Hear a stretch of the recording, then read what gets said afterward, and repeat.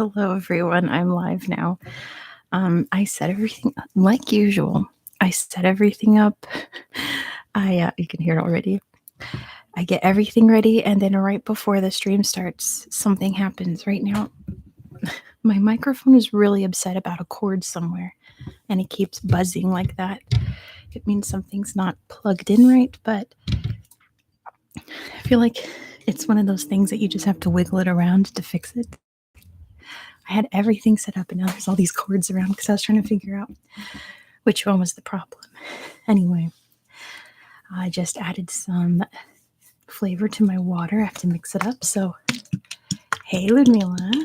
Thank you. Yeah, it's like autumn here now. It's not officially for until a few more days, but it's rainy and cold and cloudy, and it's my kind of weather. So I have some toys. I have a wonderful candle here. It makes a really nice glow on my camera. I like that. Every so often, lights trigger my ASMR, and this is like the kind of light that does. I am also very glad, Lumila. I was just not having it in the heat. The heat was so miserable this year. It felt like it was one of those heats where there's nothing you can do to escape from it. Whimsical Apple is here. Hello, Apple. Welcome. Like you couldn't do anything to make yourself cooler. That's a toilet being flushed. Better than the sound of electrizer that I've been hearing all that time. I'm doing very well today. I am still very warm, but that's because of I've been hot ever since I had COVID 2 months ago. So that's nothing new. I have not been cold in months. E says it's pouring rain where you're at. Very lucky. Oh, I'll bring the candle back. Don't worry. I have another one too to play with. Yeah, it's been raining here for about a day and a half, off and on, and it's lovely. I love the rain. It was supposed to storm this weekend, but it did not. It was just some rain that was sort of heavy sometimes. Anyway, how is everyone else doing? Let me get you some fan sounds here. I just posted my video about Denmark, which was really great to research because, like I said, it's at the end of the video, so some of you might not have heard it, that it's the first country I've researched that I was like, I want to move here. Like, I like it so much. I could live here easily. Apple says it's spring in Australia. Yes, it feels more summerish. I'm sure in Australia. Australia and California have so many things in common, and the weather is one of them. That spring lasts for like 2 weeks, and then it's summer. Oh, my poor cords. They don't know what to do right now. I'm just going to be strangled for the night.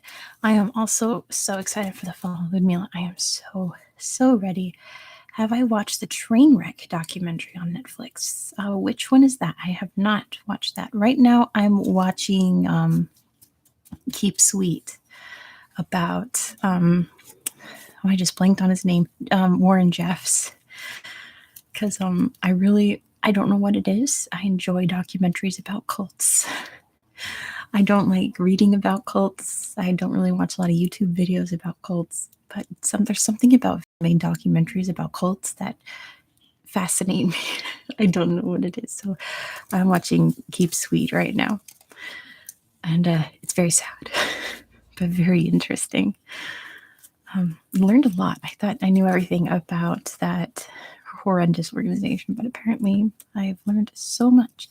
Oh, it's the Woodstock documentary. Oh, I should watch that because Woodstock 99 I was alive for, and I remember hearing the stories about it. It was like a preview to Fire Festival. You were almost in a cult, Ludmila. I'm so sorry to hear that, but I'm glad that you weren't and you're not in one now. That's very reassuring. I'm sure it is a long story, Ludmila. All cult stories are long stories. There's no such thing as a short one. at all. But yeah, I've worked with cult survivors. Helped I helped someone who helped her twin sister escape from a cult. So I can't really be like I helped someone because I did. I was not at the festival Apple. I was 14, but I heard all about it. So it sounded horrible. Didn't it like rain the whole time and it was just mud everywhere? Yeah, it was scary. He says, "What's my favorite country I've been to? Definitely England." Sorry, England. There we go. I really haven't been to that many. I've been to England, not Wales or Scotland or any other part of the UK, just England, and I've been to France. So I had so many travel plans made right before COVID because I wanted to go out and explore the world some more. I've also been like all over the United States. I've been to something like 25 states, I think. So I've done a lot of traveling. Let me turn this up just a smidge because it's a little too dark. There I am. It's a little too dark. It'll get darker when the sun goes down. See, my poor microphone is not happy. There's a cord somewhere that it does not like how it's plugged in, but I can't figure out which one it is. So it'll just have to deal. I would love to go to Turkey. Absolutely, I would love to go to Turkey. Istanbul's been a fascinating place to me since I was a teenager. I talked about it a bit in my video on Turkey when I had to do a school project on it when I was 14, and I learned a lot about Turkey. A lot of it was unwilling. Singapore, yes. Oh, Apple, I want to go to Singapore so bad. That's one of those places where, usually when I research a place and I'm like, oh, the scenery here is gorgeous. Oh, the food here looks amazing. Oh, the people sound so nice. Singapore's like all of the above. It sounds so wonderful. I want to go there to eat. I want to go there to see the gardens and all of the wonderful sights. And there aren't very many city-states left in the world, so that would be neat to visit. I would love to go to Singapore. I want to go everywhere. So wherever you say you should go to blank, believe me, I want to go there. Believe me, there's very few places I don't want to go. Let me see. North Korea, like places like that.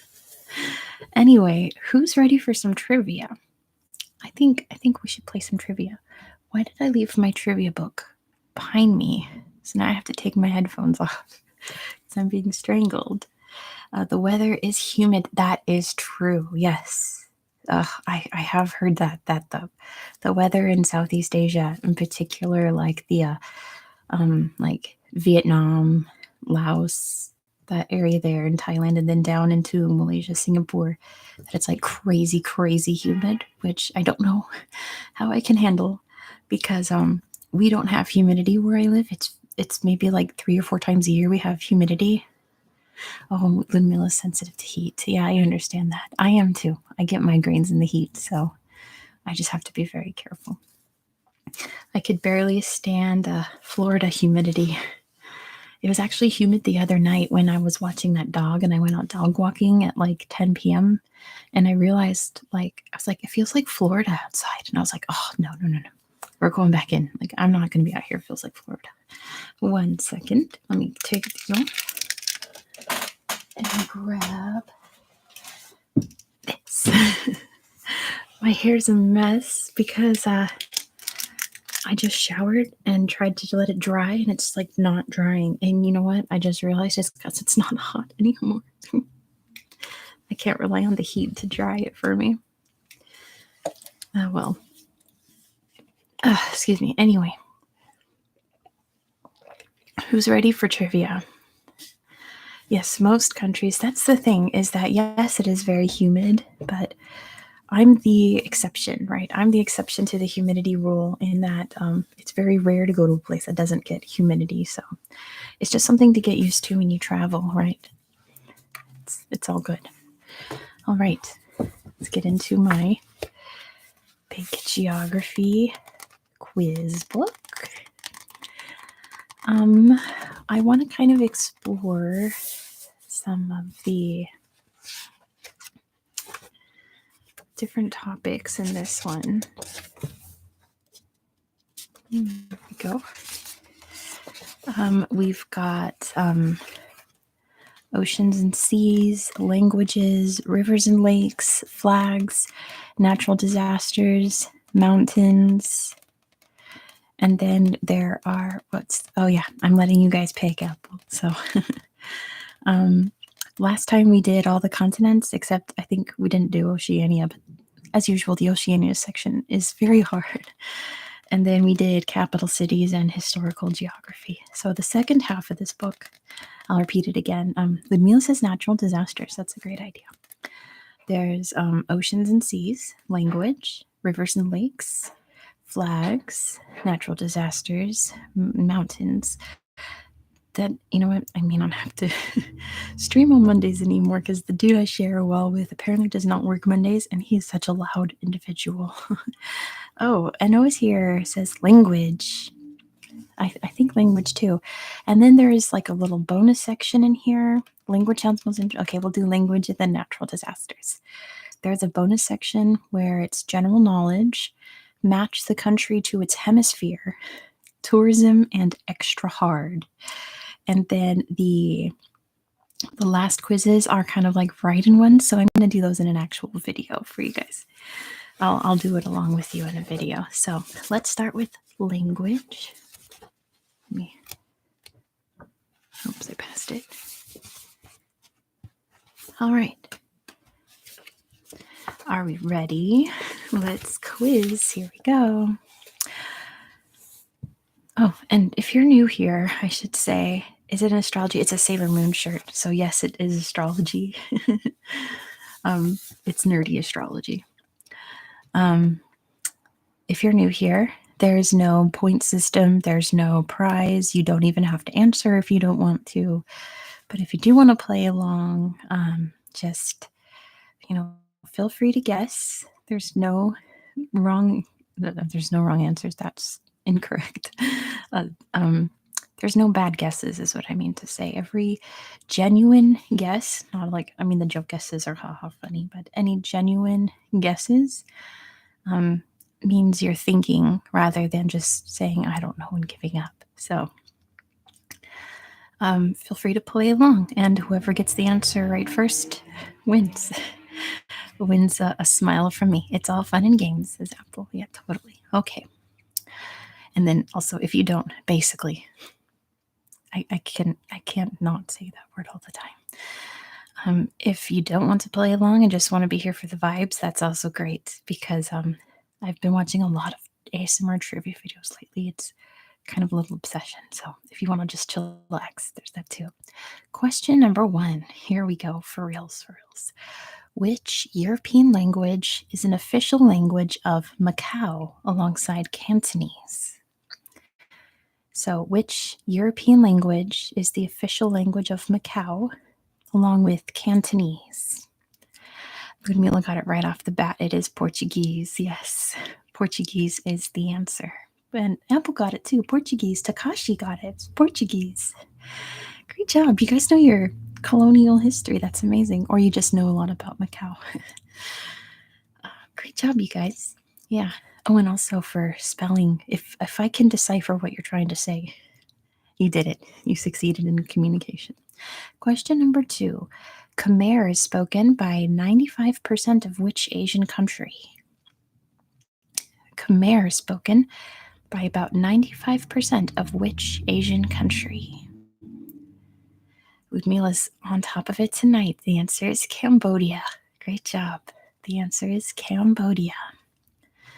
Awesome. It gave you an option here of Mongolia, Turkmenistan, and Cambodia.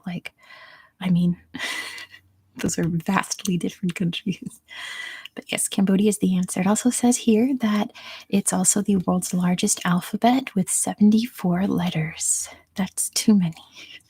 Whenever I get back to language videos, that's going to be like a 2-hour video, right? Doing the alphabet. Question number 3. Which Asian country's name means land of the pure in Urdu and Persian? Which Asian country's name means land of the pure in Urdu and Persian? They kind of like give you the answer in that question. Dylan, hello, we got it first. It is Pakistan. Oh, good guess, Mila. It's not Iran. Great guess, though. It is Pakistan. Apple got it and E got it, but Dylan got it first. Great job, you guys. The answer is Pakistan. Number 4. This one's kind of tricky, and not positive if this answer is right. I'm going to give you the answer that's in the book, but maybe someone can verify for me. What's the most common first language in South Africa? What is the most common first language in South Africa? The answer I gave, I thought that would be like number 2. So we'll see. It is not English. English is usually most people's second language in South Africa. See now, Apple, I would have guessed Afrikaans. Takashi, Yoruba is spoken in Nigeria. But great guess. Yoruba is a very beautiful language. I would have thought it was Afrikaans as well, but it is apparently not that. E got it. It is Zulu. Yes. I wonder if just the Zulu population is larger than the Afrikaner and the Xhosa and the various other ethnic groups, the Nama and all of that. I wonder if the Zulu is just the largest, because it says that Zulu is the answer. Anyway, again, if anyone wants to like Google that real quick and verify, yeah, I wasn't expecting Zulu either. I was totally expecting Afrikaans as a first language, but it's just apparently Zulu. The clicks in Zulu, yes, the clicks in Zulu and Xhosa are music to my ears. If you're not subscribed to African Xhosa ASMR, do so immediately if you want videos just full of like Xhosa whispers and things like that. It's amazing. Next question. Which language has the yeah, it's Zulu. Okay, thank you, Mega Bobby. You're Mega. Okay. Excellent. We learned something tonight, didn't we? Zulu's the most spoken first language. Hey, microphone, hush, hush. It's okay. It's okay, buddy. It doesn't like a cord somewhere. Next, which language has the second largest number of native speakers in the world? Which language has the second largest number of native speakers in the world? Ooh, Hindi's a great guess, Takashi. Mandarin's actually number 1, Ludmila. Those are all fantastic guesses. Dylan got it again. It's Spanish. Yes, Spanish is the answer. It is Spanish. That question came up in another trivia stream that I did, and I thought for sure that either Hindi or English would be number 2, right? But it is Spanish, which, I mean, most of Central America and South America speak Spanish. That's a lot of people. Takashi's first language is Spanish. Don't worry about it. Don't worry about it. Next question. Which European language is the official language of Suriname? Which European language is the official language of Suriname? My poor microphone is so unhappy. But if I fiddle with this anymore, it's going to be horrible. Ludmila got it. It is Dutch. And E got it as well. Dark Lugia. That's a great guess because their neighbors speak French in French Guiana, but it is Dutch. It was a former Dutch colony. Yes, it is Dutch. I have a little Lugia toy that's on the other end of the room, so I won't go get him, but Lugia is my favorite legendary, but I'm not going to nerd out right now. Next question. What is the most widely spoken language in Europe? I would have super got this wrong too. Actually, I played all of these and wrote down the answers. Nice. I know. I love Lugia. It's so pretty. It is not English, everyone. Everyone guessed English. Apple got it. It is German. Joe Kraft, welcome. Great guess with English. I would have guessed English or Russian, right? Because there's so many people in Russia, but the answer is German, which when you think about it, there's Germany, Austria, half of, it's the most widely spoken. You know what? It doesn't say if it's a first language. It just says most widely spoken language. And I know a lot of people study German in school, so a lot of people are fluent. So, yes, Switzerland, half of Belgium, kind of, half of the Netherlands, kind of. Like, there's actually a lot of countries that speak a lot of German. So, once you sit and think about it, you're like, huh, totally. Next question. Speaking of this corner of the language, which is considered a low Franconian dialect and is spoken by 55% of Belgian citizens. Yeah, I want to learn German too. I tried on this channel ages ago because I'm part German. But to me, German's a really good ASMR language. I don't think it's as harsh as people say when it's spoken softly. Wallonian is very close. The question is, name the language spoken by 55% of Belgian citizens. That is a low Franconian dialect. Yeah, Dylan got it. It's Flemish. Flemish and Wallonian are the two languages that are mainly spoken, so Ludmila was 50-50. It is Flemish. Next question. Good job, Apple. After English, what is the second most predominant language of the Caribbean? After English, which is apparently number one, what is the second most predominant language of the Caribbean? Oh, Wallonian, yeah. It's kind of, it's not Spanish, Takashi, good guess. Only very few islands speak Spanish. Not Spanish, believe it or not. Think who used to own most of the islands in the Caribbean. And they still speak a dialect of it today. There you go, Apple got it. It is French. I'm sure it's like what they mean is Creole because there's so many different Creole dialects, but at the end of the day, it's French. Wallonian is sort of like French-ish, like a Dutchy kind of. It's weird, but yeah, it's Flemish and Wallonian. Yes, France had a huge presence. Well, think like Haiti; they all speak French. Other islands that I'm blanking on, they all speak French. Anyway, what's the official language of Iran? Oh, also there's French spoken in Louisiana and Montreal in Canada as well, because they used to be French territories. What's the official language of Iran? It is Farsi. E got it. Good job, E. It is Farsi. Farsi spoken in Iran, which actually is different from Persian. It's like I think it's derived from Persian, but it's not Persian. It's kind of like a combo of Persian and Arabic, from what I understand, but it's its own thing. Farsi is its own thing. Isn't that interesting? Along that line, what's the official language of Pakistan? What is the official language of Pakistan? It was mentioned in Farsi is in a way. Takashi got it first this time. It is Urdu, but everyone else got it. I'm proud of you guys. It is Urdu. Mega got it too. Great job, you guys. But Takashi wins that round. It is Urdu.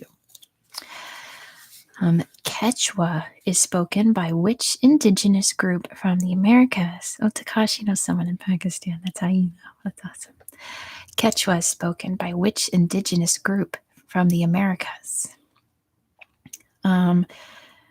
Peru is the country, Apple, but what's the indigenous group that speaks it in Peru? Which kind of gives it away because it is in Peru. Quechua is spoken by which indigenous group? They also speak it in Bolivia, Paraguay.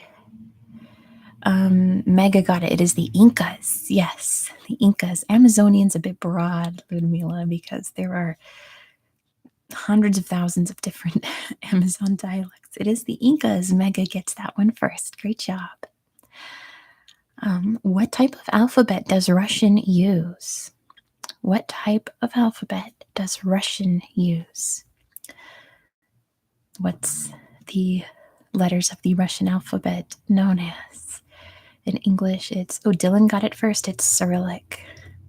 I love the spelling, Ludmila. It is Cyrillic. Cyrillic is the answer. All right, so this one's a little tricky, but don't worry about it. If I can read it and understand what you're saying, that's how language was invented, right? That's why language was invented. All right, So here's how I'll do this one. The answers are English, Turkish, French, Italian. Put them in order of how many native speakers they have in Europe. English, Turkish, French, and Italian. Put them in order of how many native speakers there are in Europe, not just general speakers. So German is not in this option. Isn't that interesting? Out of English, Turkish, French, and Italian, what's the order of most native speakers? Let's see. Now I have to read them all carefully.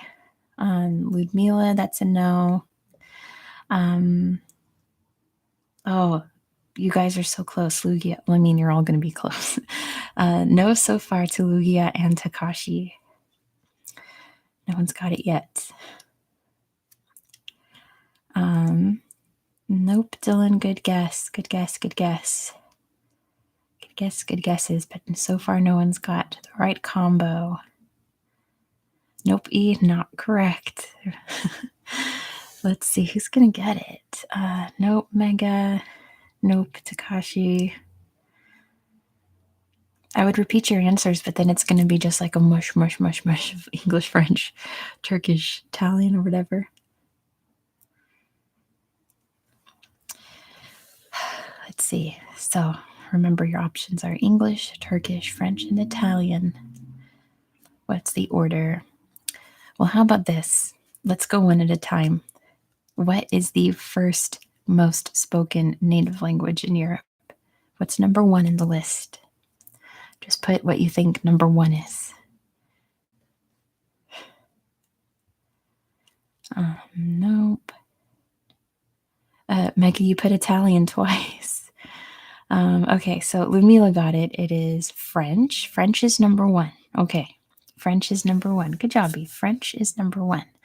What is number two? Out of English, Turkish, and Italian, which one is number two? I mean, it's a process of elimination question, so everyone has a chance here. It is not English, and it is not Italian. It is, E got it, it is Turkish. So it goes French, Turkish, believe it or not. There's that many native speakers of Turkish in Europe. Istanbul, huge city. What is number three out of English and Italian? What is number three? We have French is number one. Turkish is number two.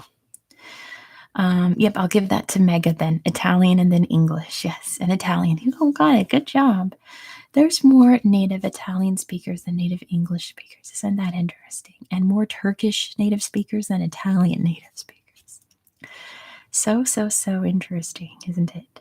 I know, right? It's so cool. There's so many Turkish people throughout Europe. Oh, that's true. I was just thinking Istanbul was that big of a population. All right, which of the following is not a Germanic language? Which of the following is not a Germanic language? French, Dutch, Swedish. Which one is not a Germanic language? Out of French, Dutch, and Swedish. Yep, Takashi got it first. It is French. French is the answer. Dutch and Swedish have their origins in Germanic roots, but French does not. It has its origin in Latin roots. So it is French. Hey, Must Play, welcome. A Romance language, yes, from the Romans. Correct. All right, out of the following, which language does not have an alphabet? Out of these languages, which one does not have an alphabet? Korean, Japanese, Mandarin. Which one does not have an alphabet? Out of Korean, Japanese, Mandarin. Soph got it first. Is Mandarin. Great job. It is Mandarin.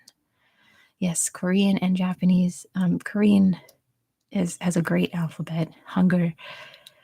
Japanese has a very famous alphabet in that it has 3 of them. And Mandarin does not have an alphabet. You just have to learn each word as it goes. I left my fridge plugged in, so there's a small hum in the background, so just ignore that. Yes, hearing Mandarin and Korean. Yeah, my landlady speaks Mandarin, right? Yeah, Mandarin. So I get to hear it all the time. Takashi's here for us. Japanese has hiragana and katakana. Korean has hangul. Mandarin, it's hanji. Is that how you say it? And don't forget kanji in Japanese. All right. To the nearest 1,000, approximately how many languages are spoken in the world today? So the answer is blank thousand. Approximately how many languages are spoken in the world today to the nearest 1,000? Because obviously you're not going to guess the exact answer. I think that's, oh, Mega got it. It is 7,000. 7,000 is the answer. 7,000 languages are spoken today. I want to listen to the question again. Anyway, 7,000.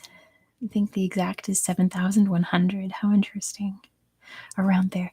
We don't know for sure. I mean, there's still, uncontacted tribes that might have their own language we wouldn't know about. So, anyway, which continent? I can think of 100. Me too, if I tried. Which continent has the most languages? Grab a sip of water while you think. Which continent has the most languages?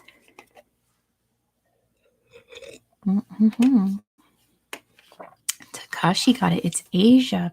Africa is a fantastic guess, along with Australia, since there's 400 different dialects spoken there, right? Different languages. It is actually Asia, so Takashi wins that one. Good guess for Africa, too, because there's so many languages. Yes, 400. Oh, yes. Yes, the answer is Asia, surprisingly. I would have guessed Africa.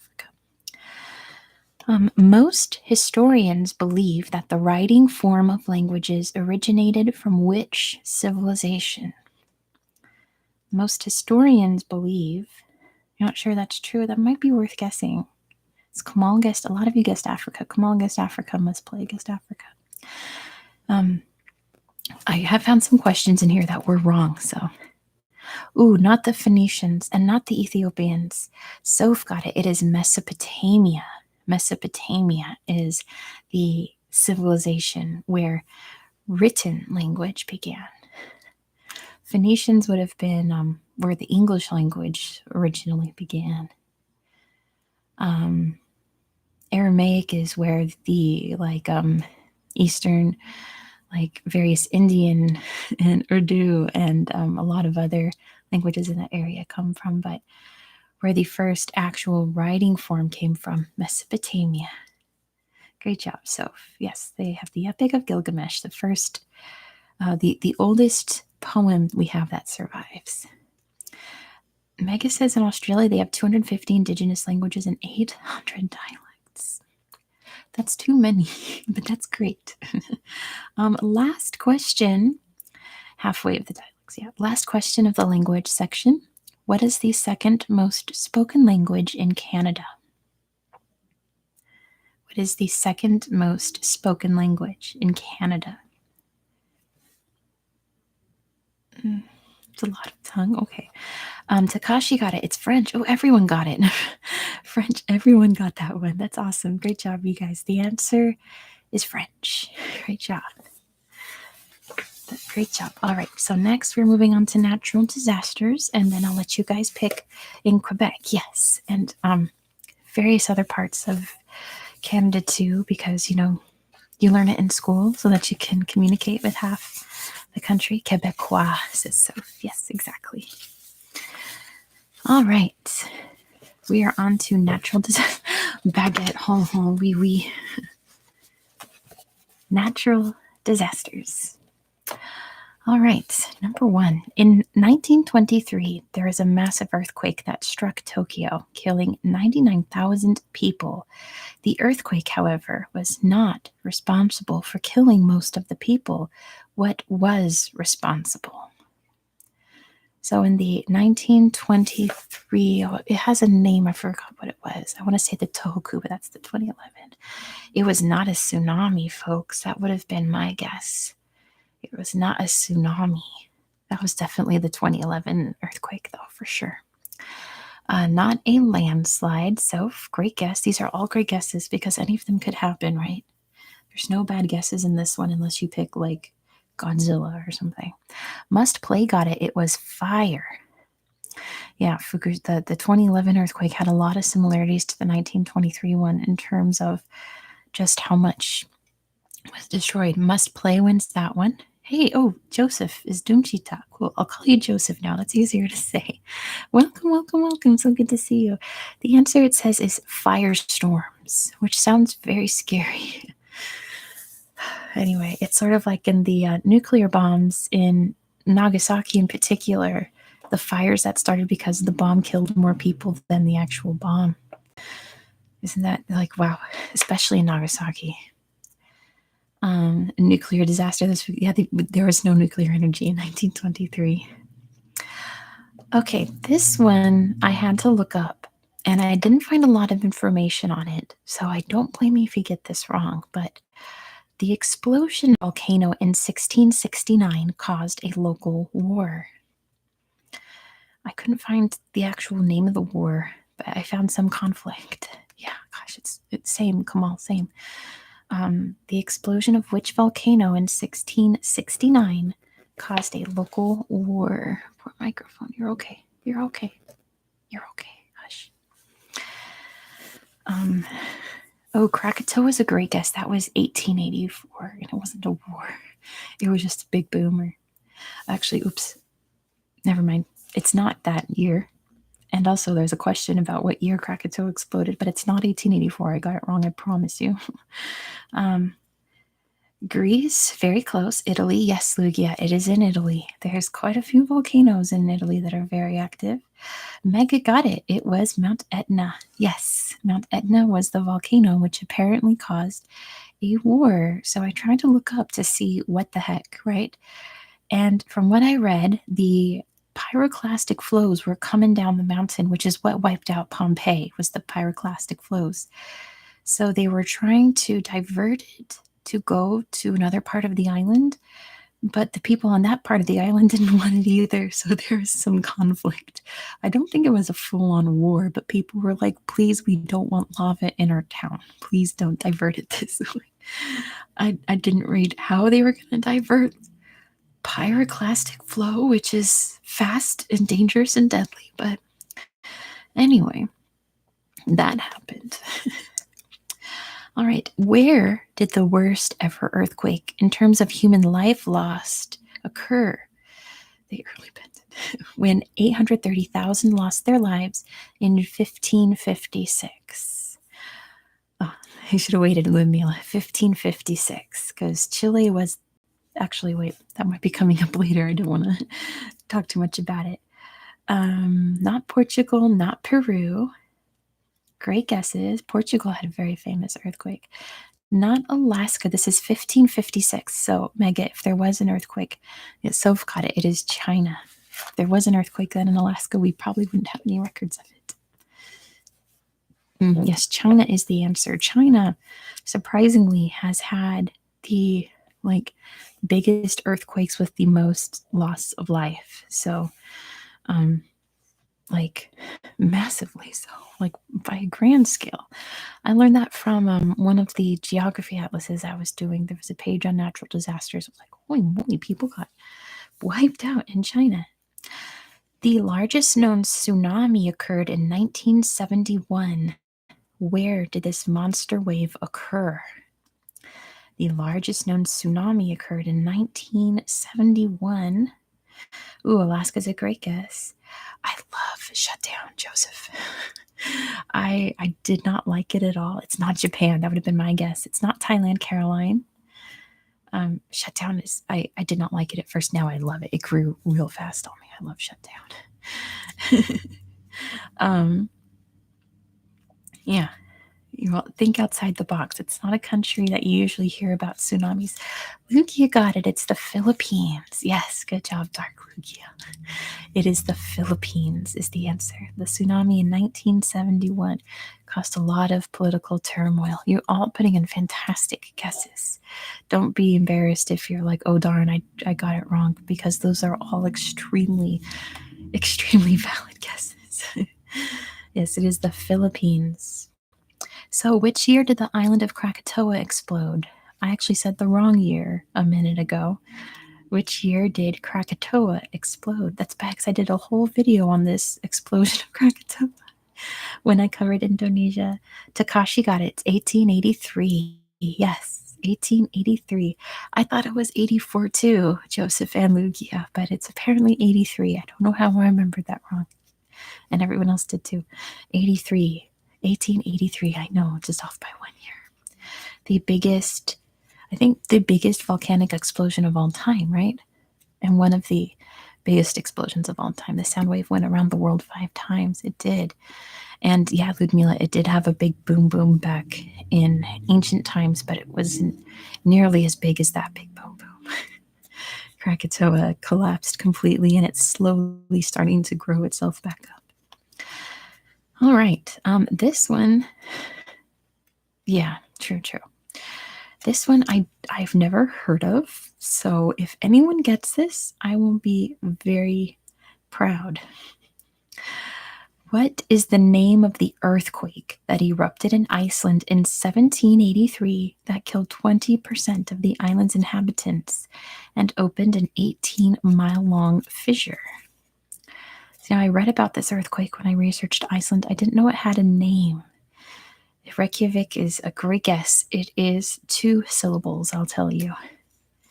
And it sort of kind of sounds like oh gosh, it devastated Iceland. Ludmila, it thinks you're trying to swear or something, but I know you're trying to say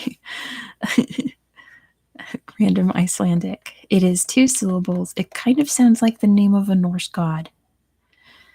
They apparently name their earthquakes in Iceland, I guess. I mean, I guess we do too here, but not like an actual name. It's like where the earthquake came from, you know? Like I very clearly remember the Loma Prieta earthquake in 89 that struck here. Oh, you know this one. The name of the earthquake that hit Iceland in 1783. San Andreas Fault. Yep, exactly. I lived through that. I can tell you that story on another day. The name of the earthquake. It starts with an L. I might just give this to you guys.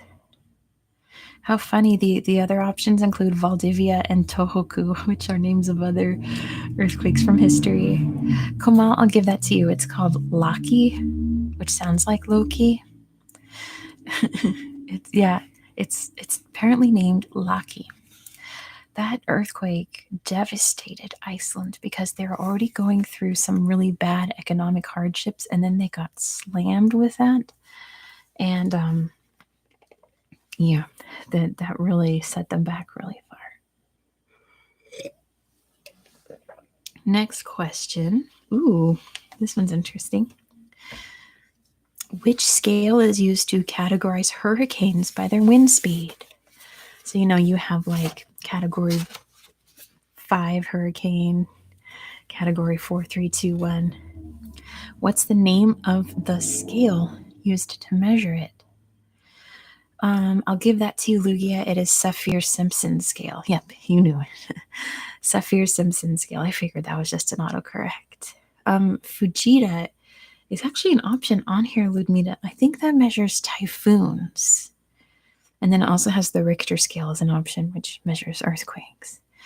But Saffir-Simpson scale is what measures hurricanes specifically. I didn't know that before reading this book.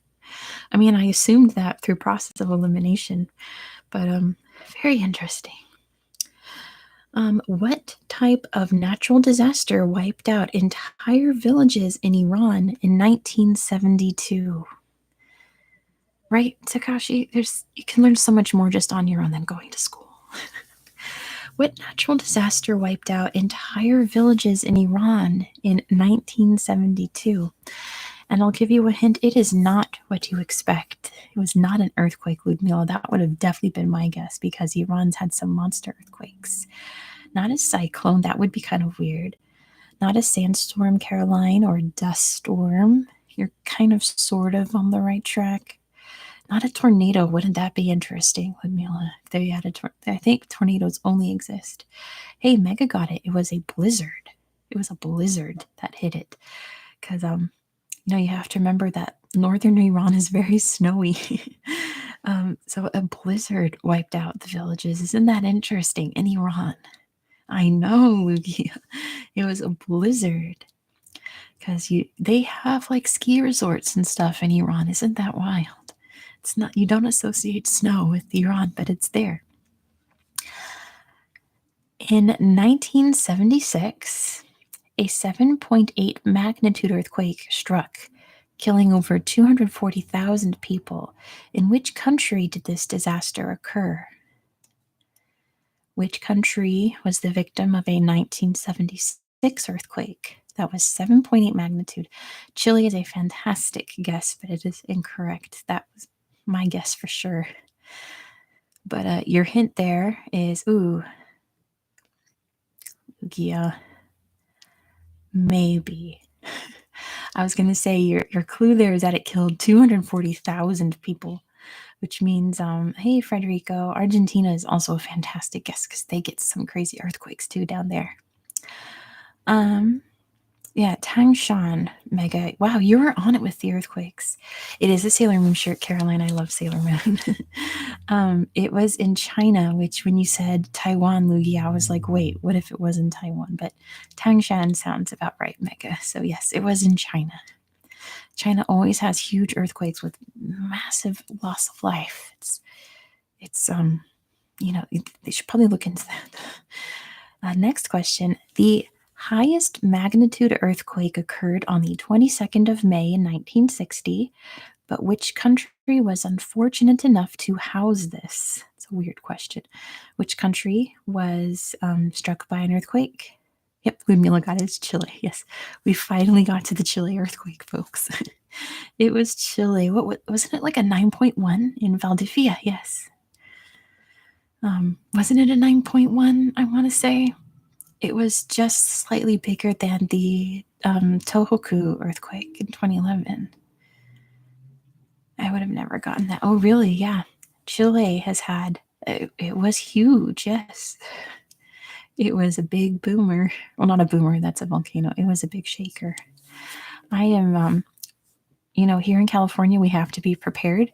So actually, under this desk is my earthquake emergency space. It's always empty, and it's perfect for me to fit and cover and hide. So I'm fine with earthquakes, and all of my devices and things are anchored down.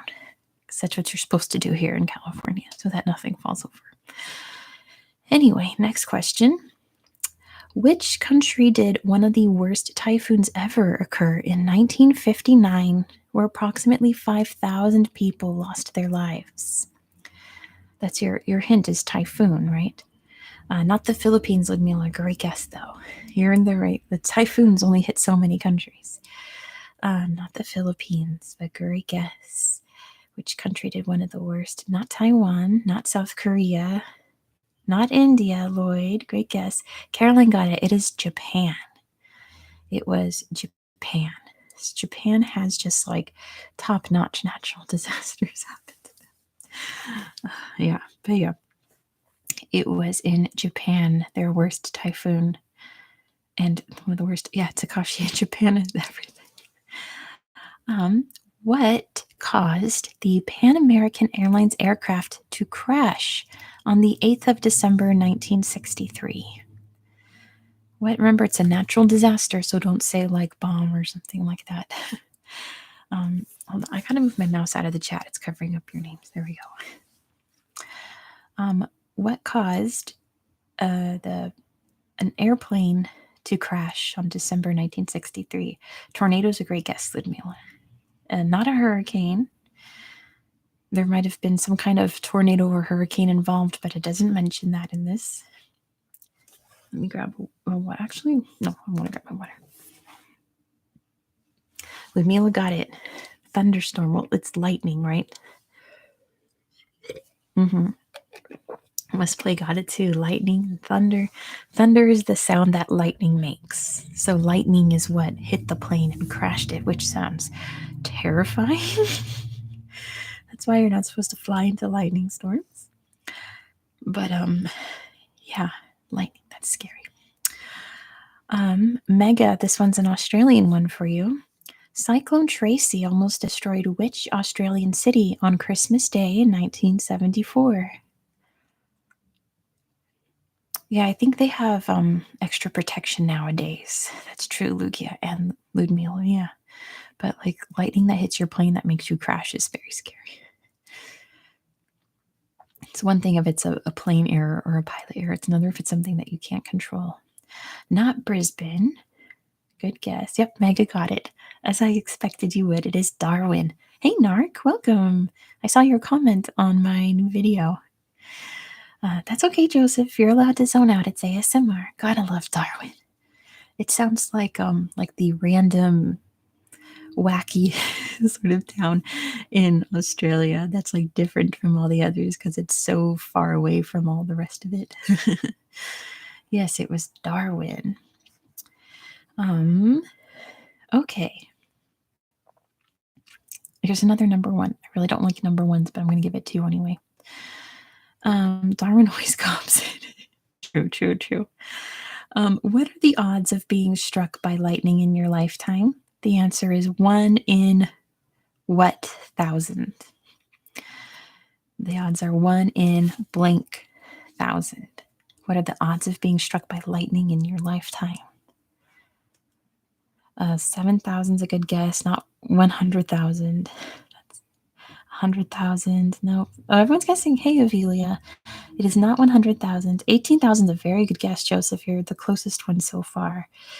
11, a little higher, Takashi. Lower than 18, higher than 11. That's why I don't like number ones. I don't like playing high or low, but I'll just wait until it pops up. Such a good guess between 11 and 18. Kamal got it, 15,000. Yes. People approximately. You searched that last night, Kamal? Why? You're going to have to tell us a story now. Why were you of getting struck by lightning? Was there lightning where you live? 15,000 is your odds. It does seem high. I mean, how many people do you know that have been struck by lightning? I don't know any. Gotta be careful when it's lightning. You should always be careful when it's lightning because even though those are crazy odds, it's going to happen to someone. 15K. Yes. You all better get this one right. Which American city suffered from a very deadly earthquake in 1906? Hey, microphone. Hush. It's okay. Which American city suffered a deadly earthquake in 1906? Oh, there was a guy on the pod. Well, you know what? So, good job. San Francisco. Yes, San Francisco. Good job, everyone. Everyone has to know this. This is required. Yes, California and Takashi. It's San Francisco. It was the big San Francisco earthquake. Another disaster that fire is what took out most of the city and population. Because the quake itself happened at like 2:30 in the morning. So it could have been worse. Narc, hush, wrong.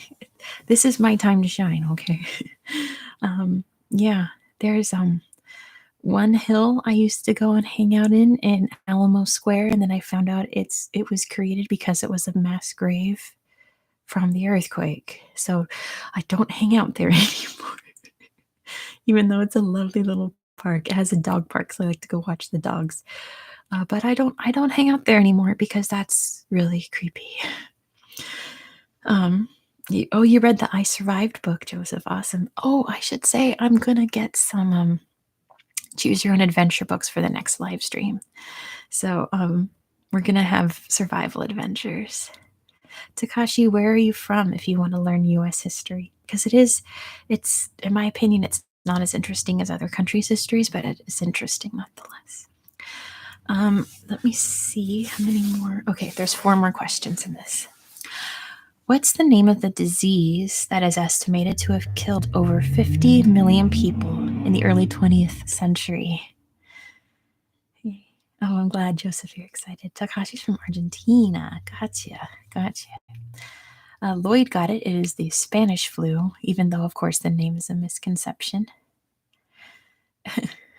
Smallpox, influenza. Yes, it was the flu. Yes. And though it did not come from Spain, it came from Kansas. Place from Norway. Joseph's from Italy, but raised in the US. That's awesome. That's why you were so excited about me doing Italy, huh, Joseph? That makes sense now. Too bad Anna's not here. Anna would get this question in a heartbeat. What type of cloud can form a tornado? What type of cloud can form a tornado? Oh, Ludmila's also Italiano, raised in Canada. Ooh, Lukia, great job. Cumulonimbus is the answer. Good job. You know your clouds. An angry one, says Narg. A funnel cloud is the kind of cloud that makes a volcano, but they come from cumulonimbus clouds, which are big, the big poofy ones, the big gigantic poofy ones. Yeah, I only know, I can name like 3 types of clouds.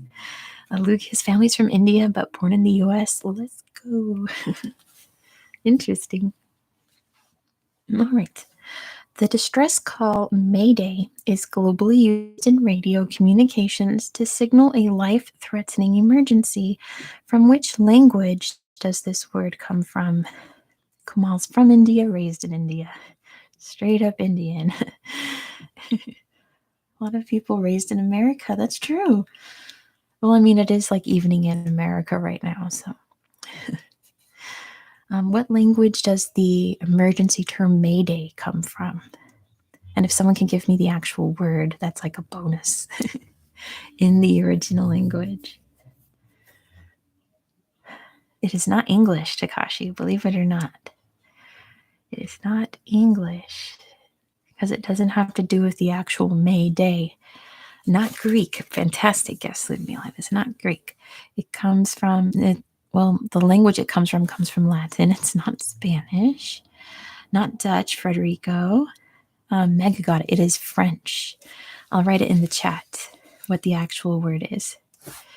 It is,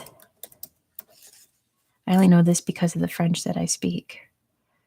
I'm like doubting myself if that's spelled right. Anyway, I'm not sure about the last bit. But that's pronounced Mayday, which means help me. Mayday. So Mayday. Help me. Is it a Z?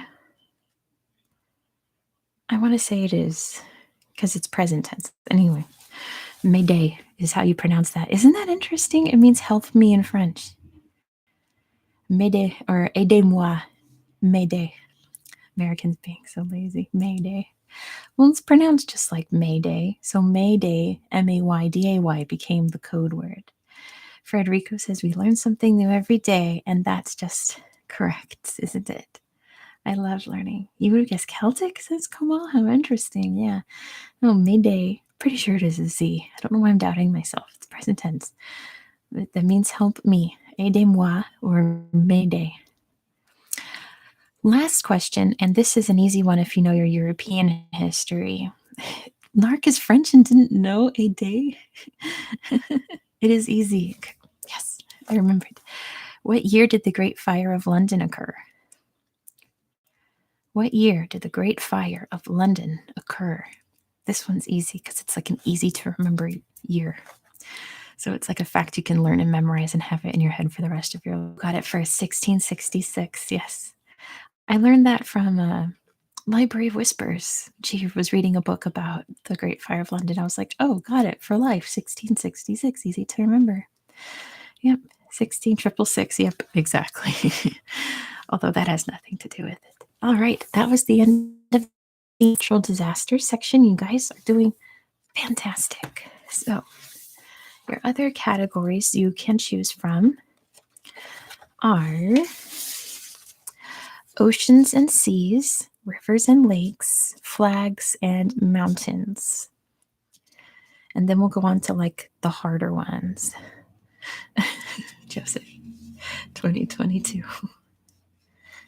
Oceans, says Lloyd. Anyone else have an opinion? Flags, flags, flags. Okay.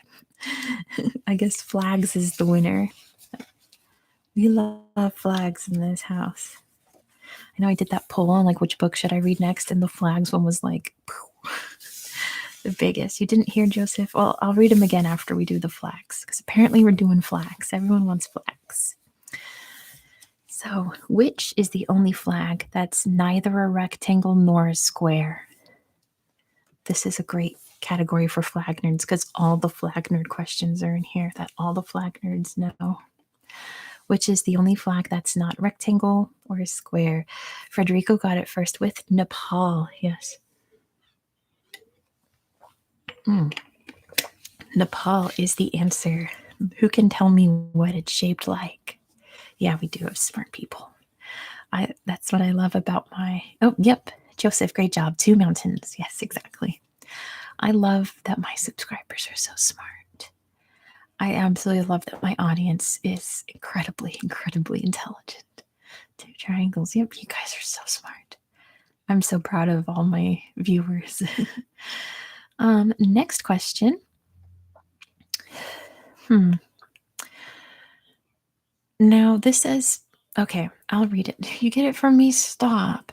You're welcome, Avelio. This question says, which of, oh, I know why. I know why it says that. Okay.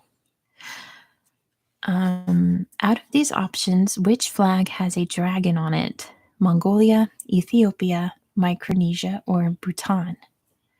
Which flag has a dragon on it? Out of Mongolia, Ethiopia, yep, Micronesia, and Bhutan. Ludmila got it first with Bhutan. Look at all those Bhutans popping up. I was going to say, like, are there other countries with dragons on their flags? And then I remembered Wales. So, yep, Takashi knows too. Wales also has a dragon. Because I was about to say, why doesn't it just say what's the only flag with a dragon on it? And then I remembered Wales, of course, has a dragon on it. If you were to turn the Indonesian flag upside down, which European country's flag would you get?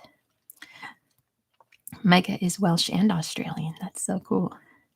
Ludmila, great job. Poland, yes. Poland. Man, you guys are smart. Close, Monaco, but not quite. It is definitely Poland, though. Good job, everybody. Oh, I'm so proud of all of you. When was the original Stars and Stripes flag designed for the USA? In what year was the American flag designed? I'm gonna drink some of my candy real quick. 76 is very close. Lloyd, not quite. 1713. It's a little later than that in history. It is 17 something. There you go. Mega got it. 1777. Another easy year. You have that trivia in your head for the rest of your life now. The American flag was designed in 1777. It has had a lot of changes, Takashi, because it's whoever made the idea was after, like, thanks, now that's in my head. Because they kept adding states and they made the stars symbolize the states, so the inner dive came out. Me too. What do the flags of Saudi Arabia, Mozambique, Guatemala, and Belize all have in common? What do the flags of Saudi Arabia, Mozambique, Guatemala, and Belize all have in common? Yellow, no. Symbols, what kind of symbol in particular? There's a certain guns, close. Red and star, no. Writing, good guess. There you go, Takashi. Weapons, yes. Weapons, because Mozambique's the only one with guns on it, I think. Mozambique has an AK-47 on their flag. But they have swords. I think Belize has like a machete because Belize's flag has 2 guys on it. I think one's holding a machete. And then, yeah, Saudi Arabia has a sword on it. And yeah, moving on. That was too long of an explanation. Which country holds the Guinness World Record for the oldest continuously used national flag? I'm smiling really big right now because Angola. Oh, Angola has a machete too, doesn't it? Well, it wasn't listed on here. It wasn't saying those are the only ones with weapons. San Marino is the longest existing country, but not their flag.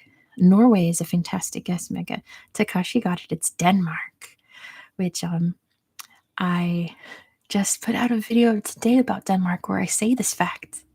So if anyone watched that already, it was Denmark, and it is Nordic. Yes. The answer is Denmark.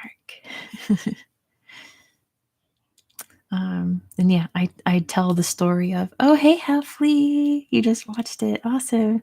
And there's Topple emoji. He's right next to me. Topple's here.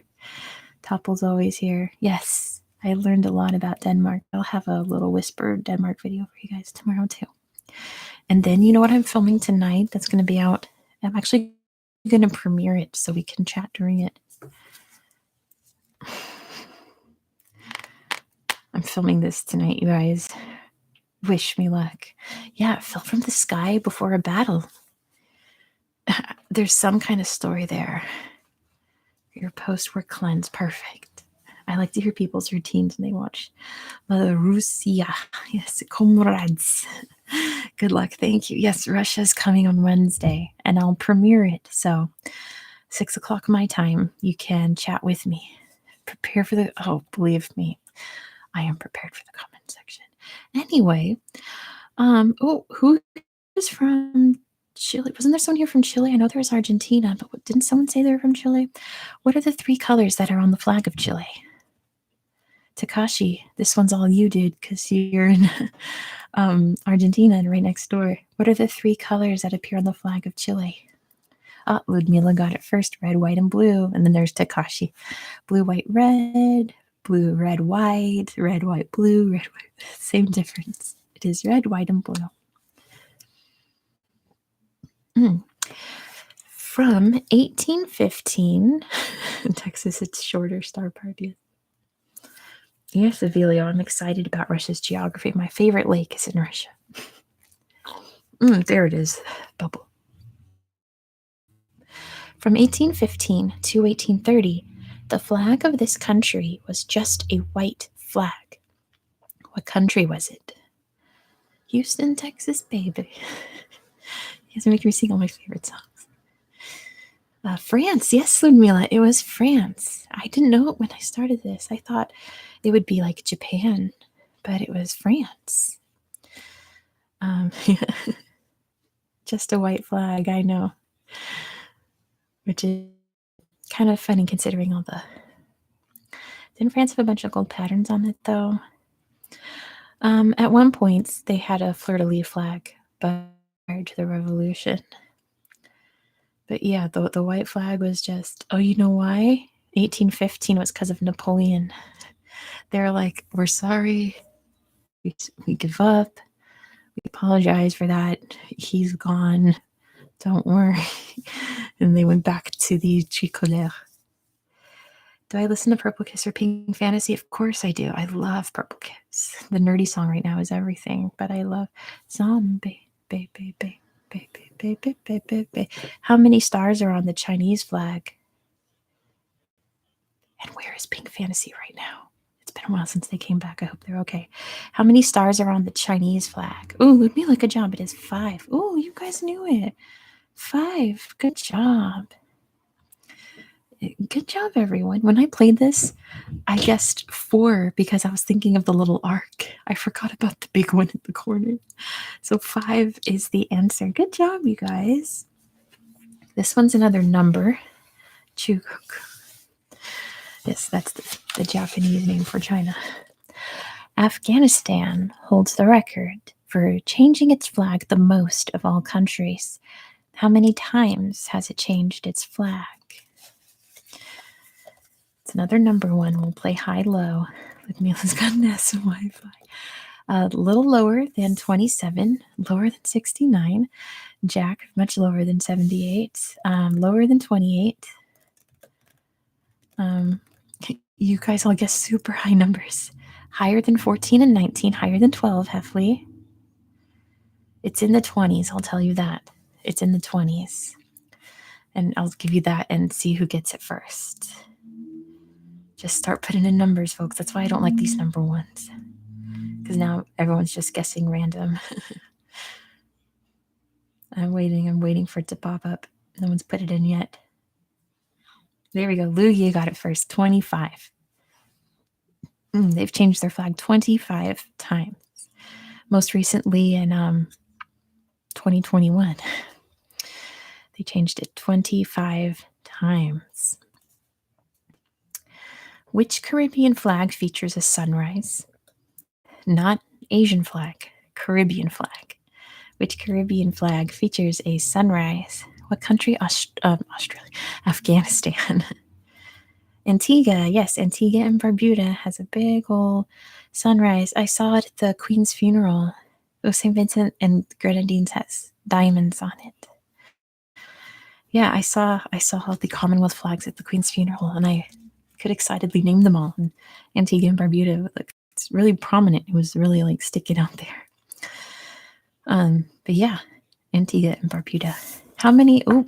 Mega Australian question. Any flag with a sun is cool. I agree. How many stars are on the Australian flag, Mega? Let's see. It's beat Mega right now. The Australian. It's not 7. Very good guess. Because it has the Lugia got it first. It's 6. Lugia wins beat the Australian in the Australian question. It is 6. Because it has the Southern Cross and then a bonus star. Yes, the Southern Cross. It is 6. All right. I'm going to give you 4 countries. Tell me which one does not have a Union Jack on it. Speaking of, I didn't realize until this morning at the funeral how many flags have the Union Jack on it. It's a lot. Which of these does not have the Union Jack on it? Out of the Falkland Islands, Tuvalu, Fiji, and the Solomon Islands.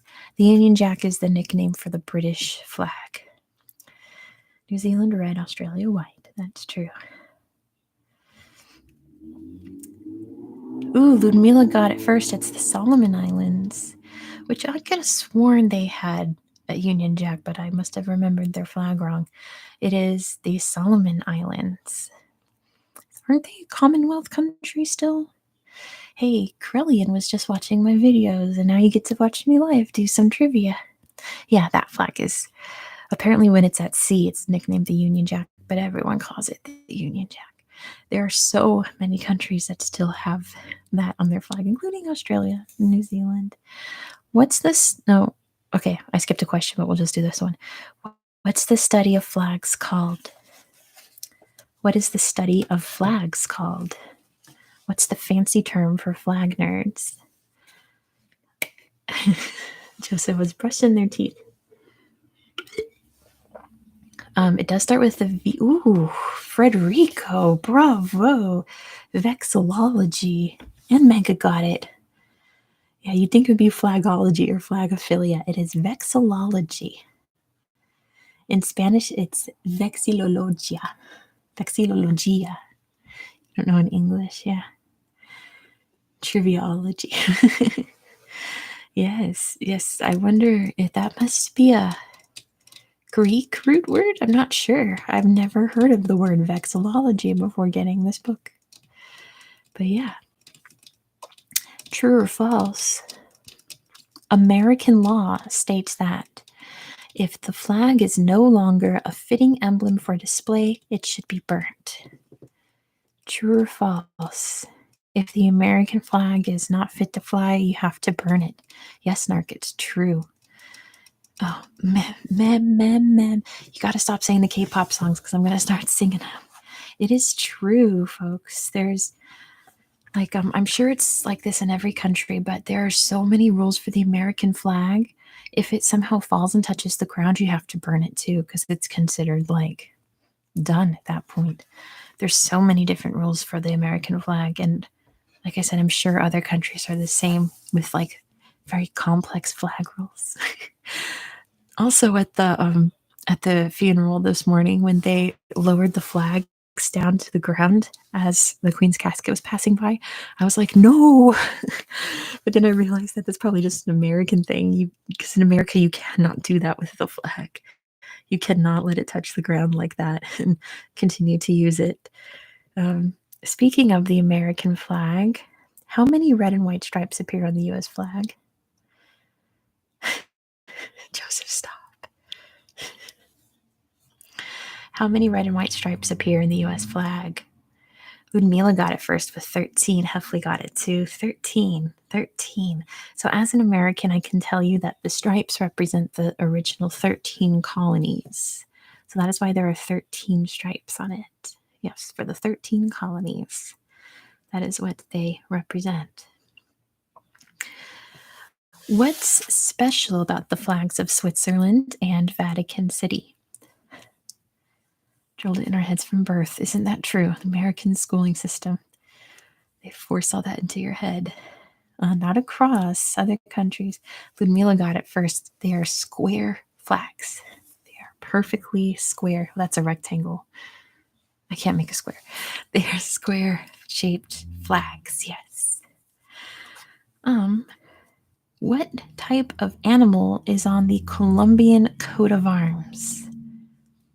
The original, this one was wrong. I had to rewrite it because it says Colombian flag, and the coat of arms isn't always on the flag. So what animal is on the Colombian coat of arms? Yes, it is an animal, Joseph. Oh, good job, Takashi. Oh, that's right. You're in Argentina. It is a condor. Yes. You're probably the nearest one to Colombia here in the chat. An Andean condor. Good job, Mega. An Andean condor. Very specific. What are the colors on the flag of Finland? What are the colors on the flag of Finland?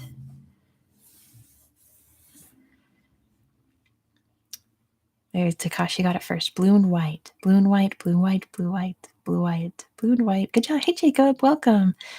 Let me get that for you, Joseph. There you go. I thought that was spam. Yes, white and blue, blue and white. Correct. Last flag question. How many stars appear on the Ghanaian flag? How many stars are on the flag of Ghana? Yep, Takashi got it. It is one. One big old black star. That's their nickname, is the Black Star Country.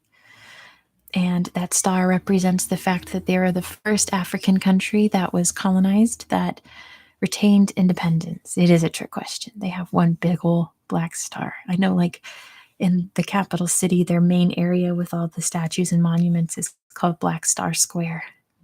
And they do have a big monument with a big old black star on it. It represents the fact that they are the first to gain independence during colonialism.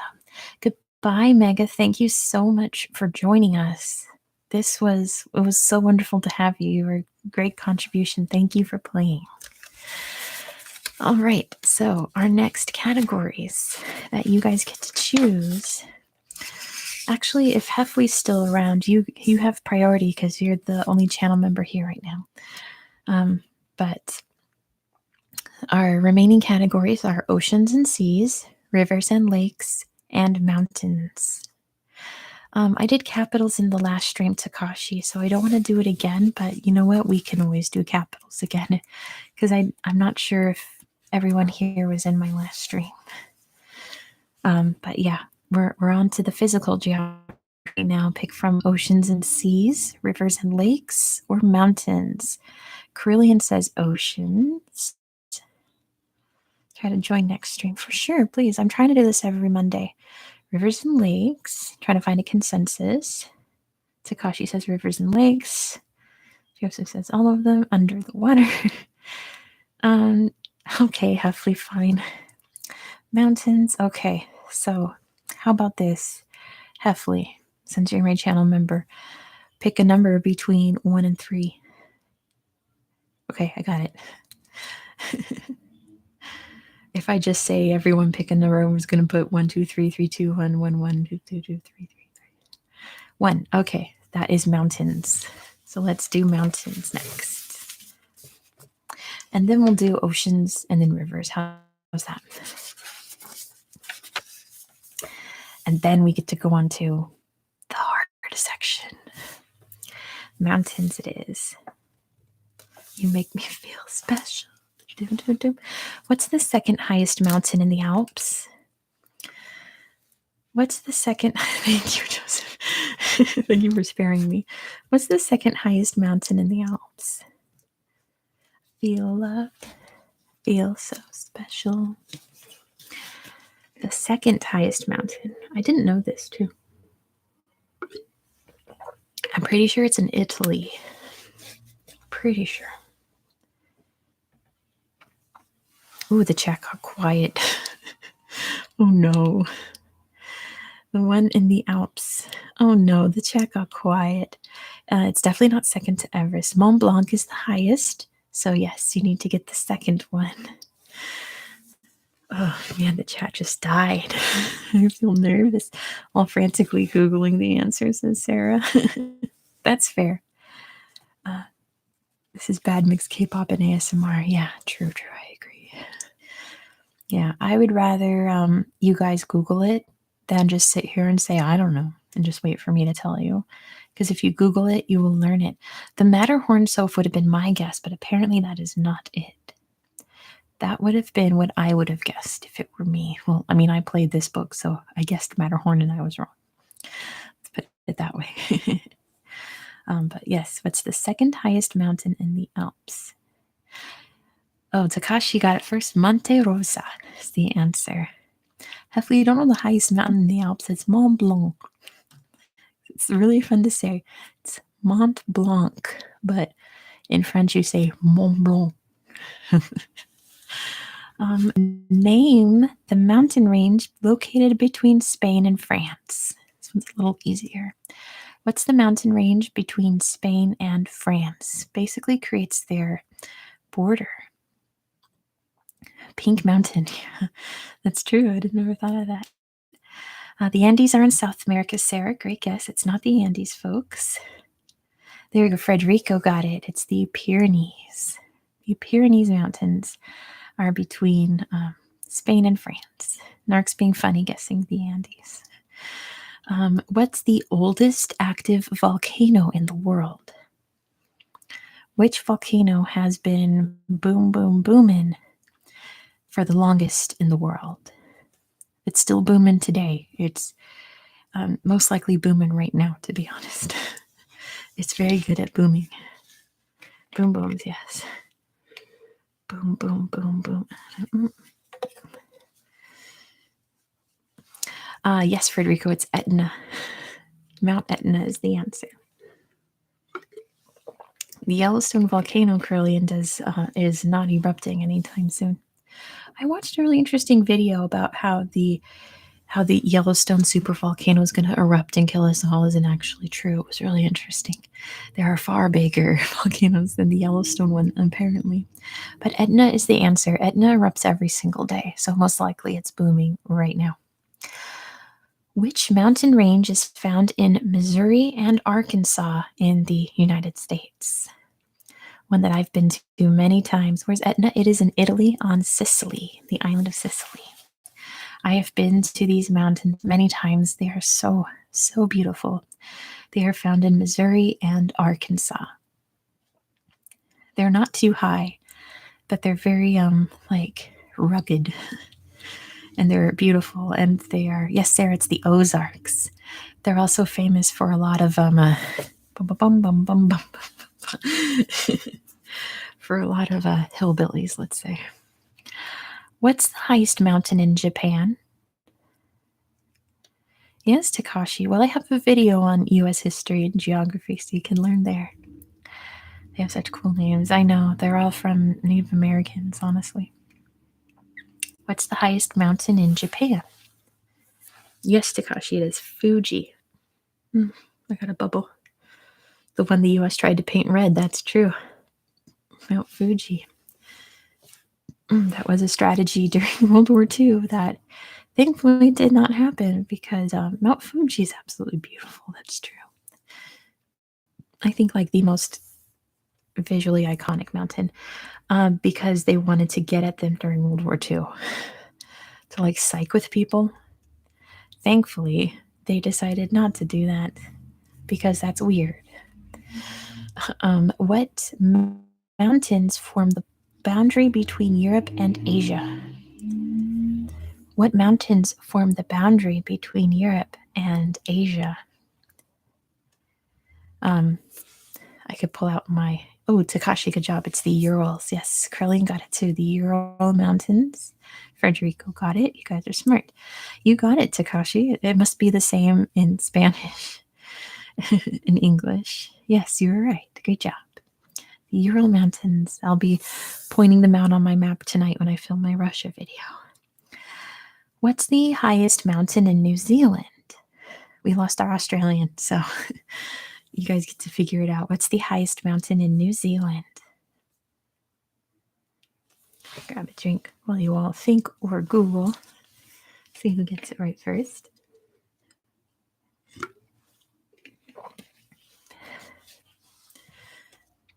I'm going to check it on my candle. I haven't.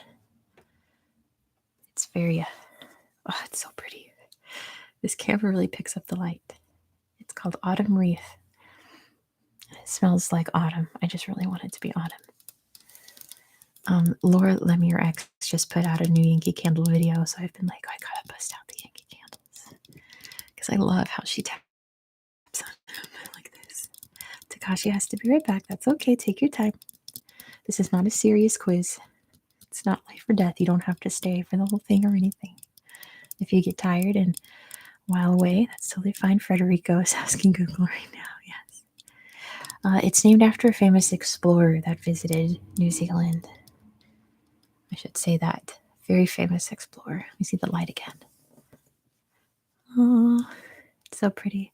Hey, Jacob Miller is back as a member. Thank you so much, Jacob. Good to see you again. You can just, after this, watch my newest member video. I saw a turkey vulture up close and personal yesterday, so I filmed it for the channel members. Your old card got canceled, Jacob? That's okay. That happens to me too. My debit card expires in April, and I hate getting a new. My driver's license also expired, but I don't have a car, so I'm not too stressed about it. But I'm going to have to renew that because it's a good ID to have. But yeah, our question right now is, what's the highest mountain in New Zealand? What is the highest mountain in New Zealand? It is named after a famous explorer. Here we go. IDK, Curly, then look it up. You can Google it. It's okay. That's better than saying you don't know. There is one explorer that sailed all around that area near Australia. And nope, okay, that's fine. You can just relax. That's okay. It's an ASMR stream. There's no stress right now. I'm going to play with Topple. There's no stress right now. Mount Cook, says Jacob. Great job. It is Mount Cook, after Captain James Cook. I'll do a couple more mountains ones. The mountains one seems to stump you guys. Yes, Frederico got it too. It is Cook. Where would you find the world's highest active volcano, Mauna Loa? Where is Mauna Loa located? Let me put Topple up here. Oop. Where is Mauna Loa, the highest active volcano, located? Yes, Curly, it is Hawaii. It's in Hawaii. And I've got my nails on so I can kind of scratch them too. What's the name of the Sherpa that assisted Edmund Hillary to the summit of Everest in 1953? There were two men who first summited Mount Everest. One was Edmund Hillary.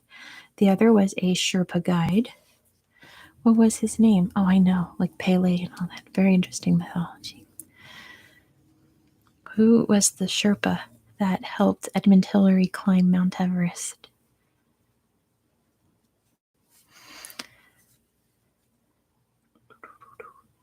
Topple's going to climb Mount Everest.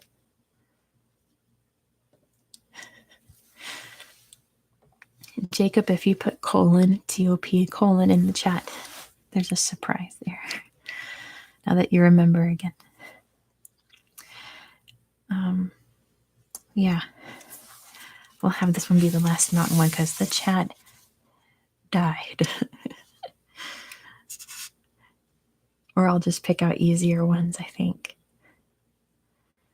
You can't recall his name, but he did climb. He climbed it a bunch of times to help people get up there. His name was Tenzing Norgay. I don't know why Edmund Hillary and Tenzing Norgay is like drilled into my head. I memorized it at one point, but yes, that is it. Let's do one more easy one. What's the second highest mountain on Earth? Everest is the highest. What's number 2? Who knows the second highest mountain on Earth? Yeah, the chat was popping off during the flags. I think that was the hot category. There's a general knowledge quiz in here. Yes, our Nicole got it. It is K2. K2. Or Karakoram 2. Yes, K2. Aconcagua, Frederick, was a great guess, but I think there's like 8 mountains in the Himalayas that's higher than Aconcagua. I know Aconcagua is the highest mountain that's not in the Himalayas.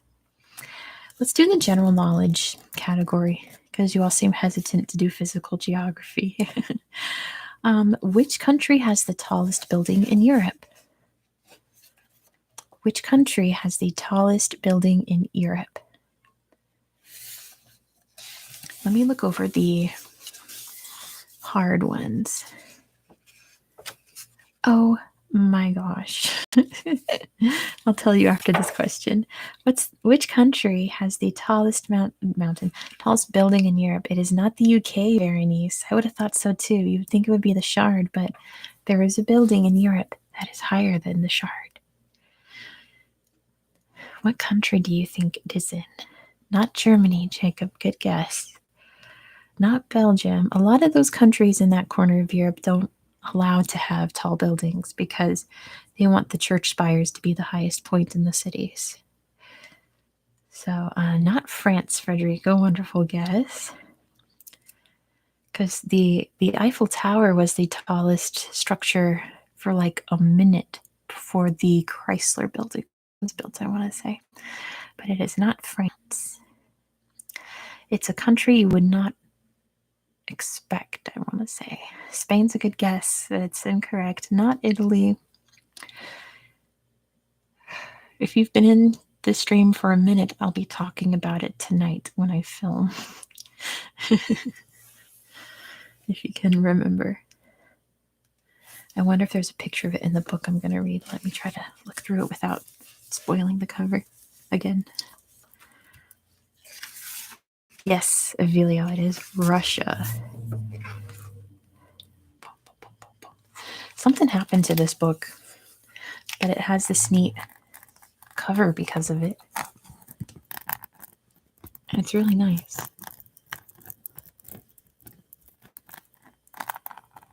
This book is like 10 years old, so I don't know if it's just old, but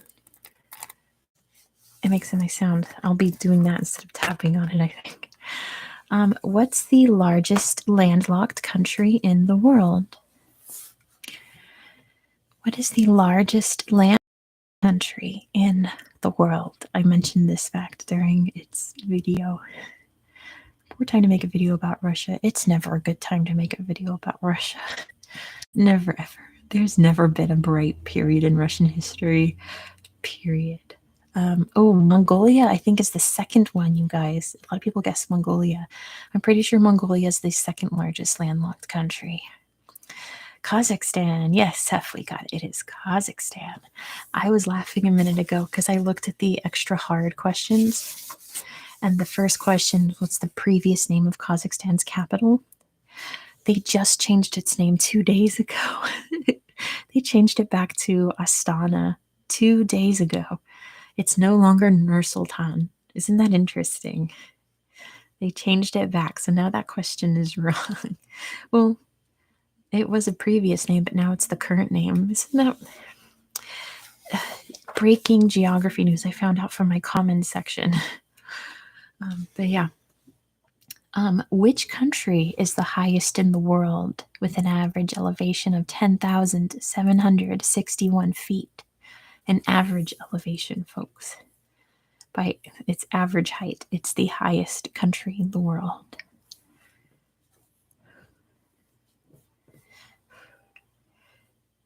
Nepal is a great guess, Takashi. Oh, Chile, Blacklit Star. That's also a very good guess. Tibet, Nicole, is no longer its own country. Ecuador is a very good guess as well. Ecuador has the world's highest capital, Heffley. That's what you're thinking of. This is the world's highest country by average elevation. Komal got it. It is Bhutan. Yes. Bhutan. Yes, Emmy, correct. It is Bhutan. I think you all like the general questions more than the specific physical geography ones. What oh no, sorry. The capital city of which country is widely believed to be the oldest city in the world? Or one of. It's definitely the oldest capital city in the world. Which country does that city belong to? Not the name of the city. Don't put the name of the city, but the name of the country that it's in. Ooh, Jordan is a great guess. Nicole got it though. It's Syria. Damascus is the world's oldest still inhabited capital city. Israel, no. 1K without any vid, please. No, not China, but it is Damascus in Syria is way older than many, many places in China. What's the smallest country in the world by size? Let me tap on my Red Bull. What's the smallest country in the world by size? Yep, Takashi got it first. It's Vatican City. Oh, good guess, Black. Let's start. Dora. Ciudad de Vaticano. Vatican City. Yes, good job, you guys.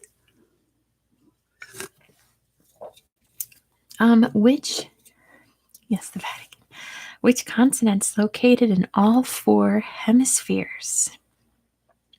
North, south, east, and west. Which continent is in all four? Yeah, Heffley, it is a handful of buildings. That's how small it is. Which continent's in all four hemispheres? Yes, Jacob, it's Africa. Good job, Africa. Did I say country or continent? Oh, Antarctica's a great guess, Frederico. But it wouldn't be in the northern hemisphere, right? It is Africa. Continent. I did say continent. Okay, I thought I said country. But that's probably correct as well. Gosh.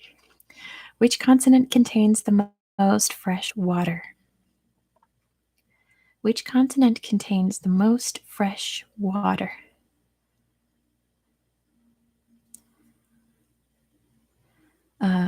Continent, Takashi. Continent. Which continent contains?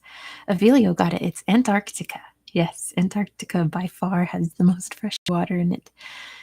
Good job, Jacob. Antarctica. We can't really like drink it. It's very frozen. Takashi, you're supposed to be sleepy. That's the goal of this channel, is to knock you out. Don't worry about it. You'd think America because of the Great Lakes, but Antarctica obviously has more water than the Great Lakes in it.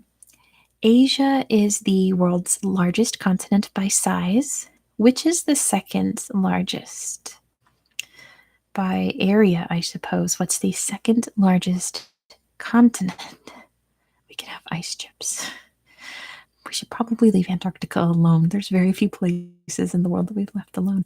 Good job, Avilio. It is Africa. Africa is the answer. The Americas. Well, depends how you divide it up, but Africa's bigger than all of them, no matter how you carve it.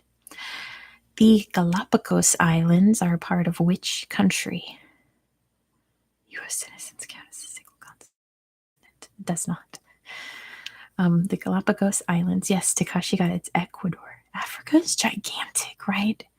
It's gigantic. Yeah, I would love to go to the Galapagos one day to go see the big tortoises and the penguins, because I love penguins. They belong to Ecuador. What is the closest non-bordering country to the USA? So the USA borders Canada and Mexico. What's the nearest country to it that does not border it?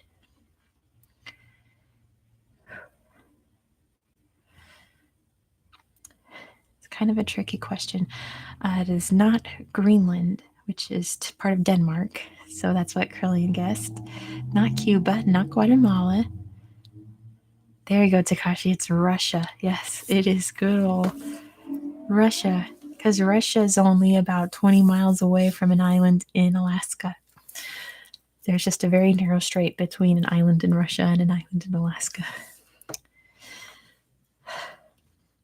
That's kind of a tricky question because people forget about Alaska. All right, so Alaska, Japan. Yes, it's Russia. Isn't that neat? If you think Africa's big, wait till you see Russia. Russia's huge. So this question is worded very poorly. I'm going to try to reword it.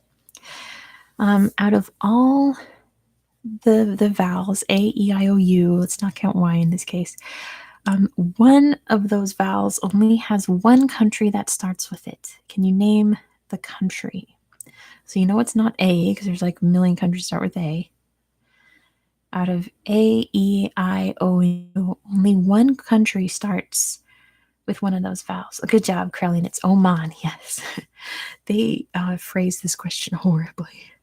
I was very confused by it, but that is the answer. It is Oman is the only country to start with the letter O. What is the only communist country in the Western Hemisphere? A blind guess. Good job, Krellin. Kudos to you. See, guessing's always better than saying you don't know. That means your brain is working. What's the only communist country? Yes, Takashi, it's Cuba. Ooh, good. Jacob, Venezuela is no longer communist. Evidently, it is Cuba. Which of the STAN countries is the most populous? Out of all the countries ending in STAN, which one has the most people living in it?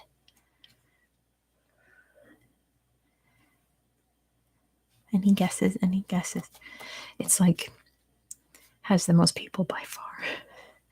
And all the others. Yes, Relax says Pakistan. They got it first. Jacob said it too. It is Pakistan. Good job, you guys. Y'all are so smart. Oh, look at this.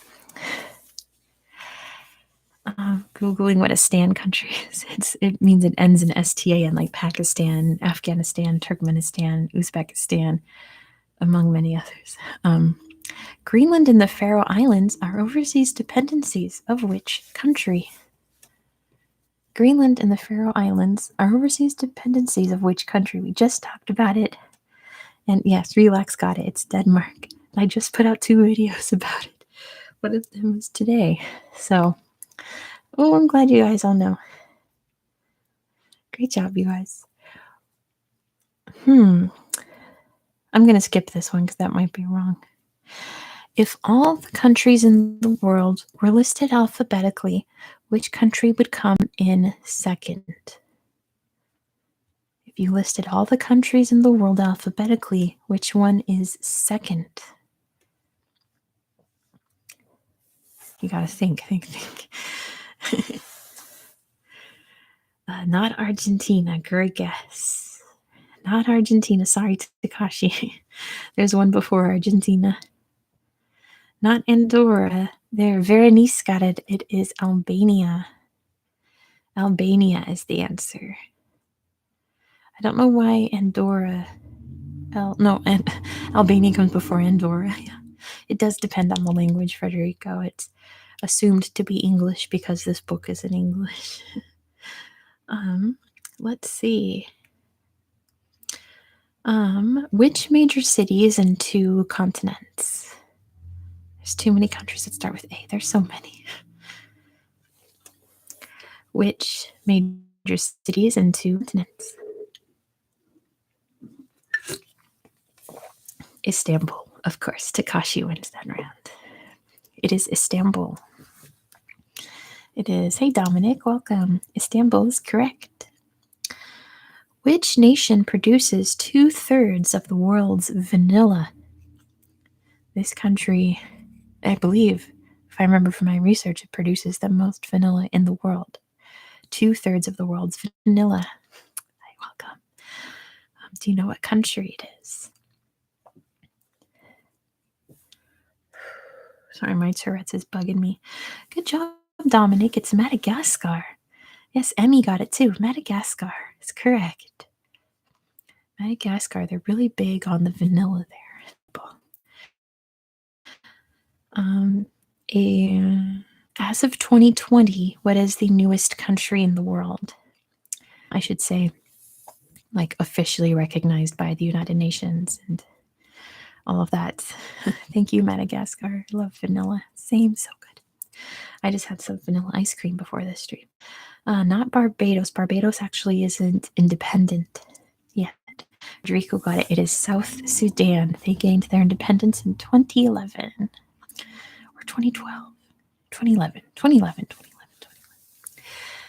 Name the. Oh, do we still have Indians in here? Name the Indian public holiday, which is also known as the Hindu Festival of Lights. Name the Indian public holiday that is also known as the Hindu Festival of Lights. I don't remember if any of the Indians that were in here before. No, Kamal is here, right? Kamal is here. Dominic got it first, though. It's Diwali. Diwali is the answer. Kamal, there you are. Diwali, yes. Don't worry about misspelling. If I can understand what you're trying to say, then I know what you're trying to say, because some things are very hard to spell. Which country has 62% of the world's lakes? Which country has 62% of the world's lakes? Oh, Takashi, great job. It's Canada. Yes. I thought it would be Norway or Finland. Yes, I thought it would be Finland too, Frederico. It is Canada. Turns out Canada like dwarfs the number of lakes in Finland. Like they have so many lakes. I'll talk about it in a bit. In next week, I think we'll do Canada. Name the island where you can find the world's most northerly community. Oh, Canada, our home and native land. What island will you find the world's most northerly community?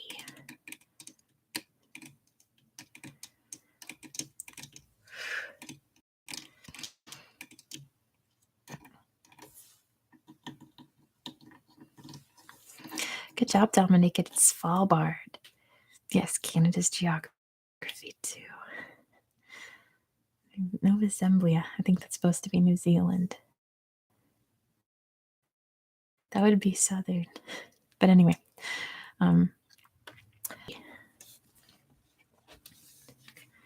This one has it wrong. It says which country. Oh, that's Russia. Oh, interesting. Nova Zembla. There's just so many islands up there. And that belongs to Russia. If you're in the Dead Sea, you're in one of two countries. Which ones would they be?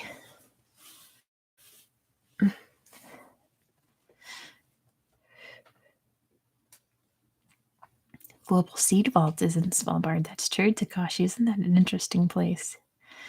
Frederico got it. Is Israel and Jordan. This book just says Jordan, which, like, literally half of the lake is in Jordan. Anyway, Israel and Jordan. Yes, Nicole. Great job. All right. Name the world's oldest country where over a quarter of its population is over the age of 65. So, which country has the most oldest people in it? The quarter of its population is over 65. Yes, Takashi, it's Japan. Ooh, good job, you guys. It's Japan. Good job, Federico. On the flip side, which is the youngest with 50% of its population under the age of 15. Which is like, oh, Dr. Pickle's here. Hey, Pickle, welcome. You're right, it is Japan for that one. What's the world's youngest country with 50% of its population under the age of 15? You might have to Google this one. Nigeria is very close. It is in that area of Africa, though, but it's not Nigeria.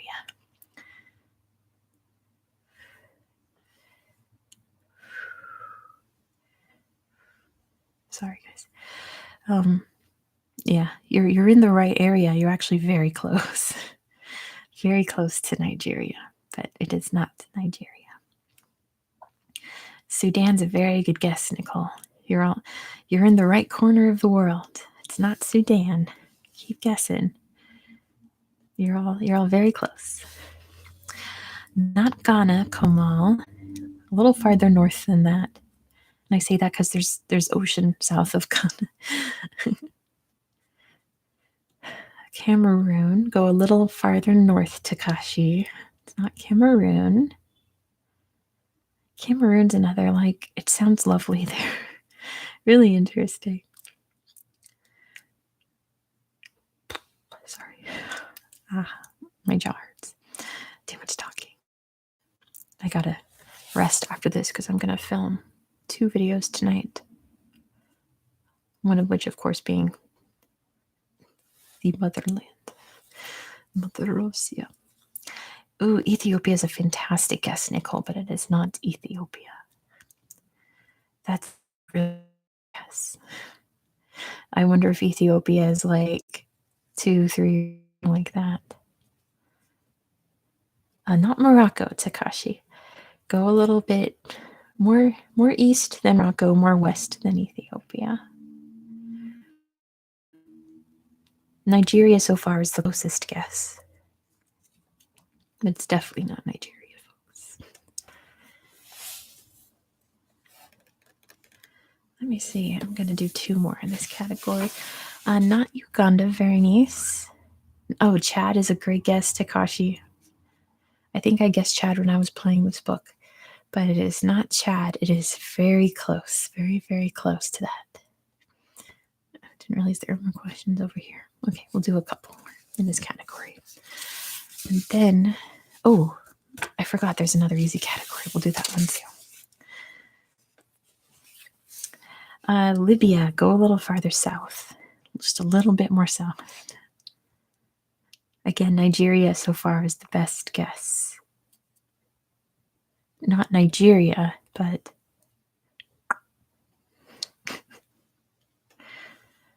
I fixed my thumbnails coming off. Normally I would just take my nails off and put them back on before I film, but a little farther north than the CAR, Takashi. A little bit farther north than that. Not Nigeria, but there we go.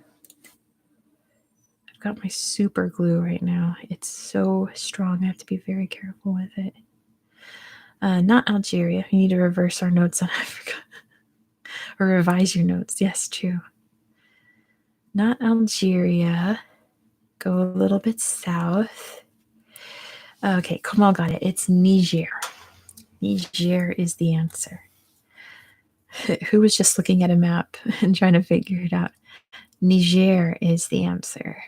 Isn't that interesting? The youngest country, 50% is under age 15.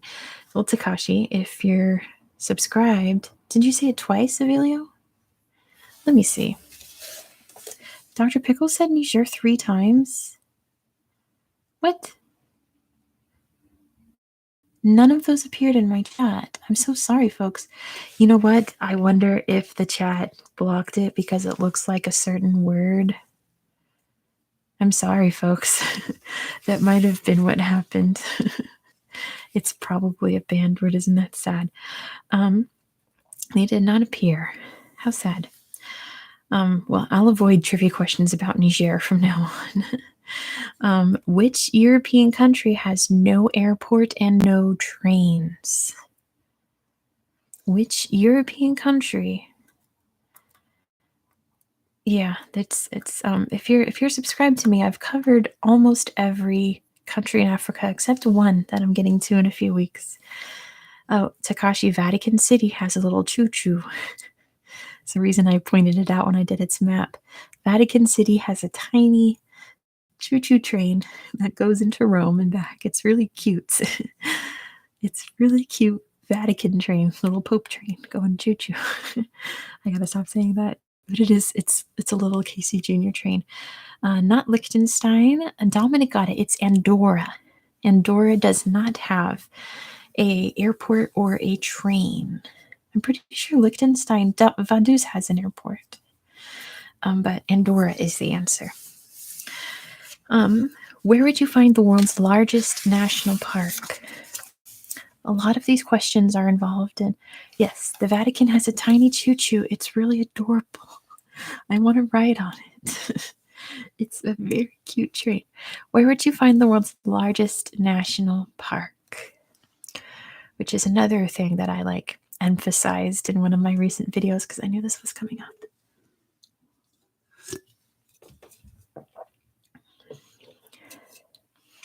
Canada is a fantastic guess, Takashi. You're very close, but that is not it. Yeah, Canada would be a good guess. It is not the USA either.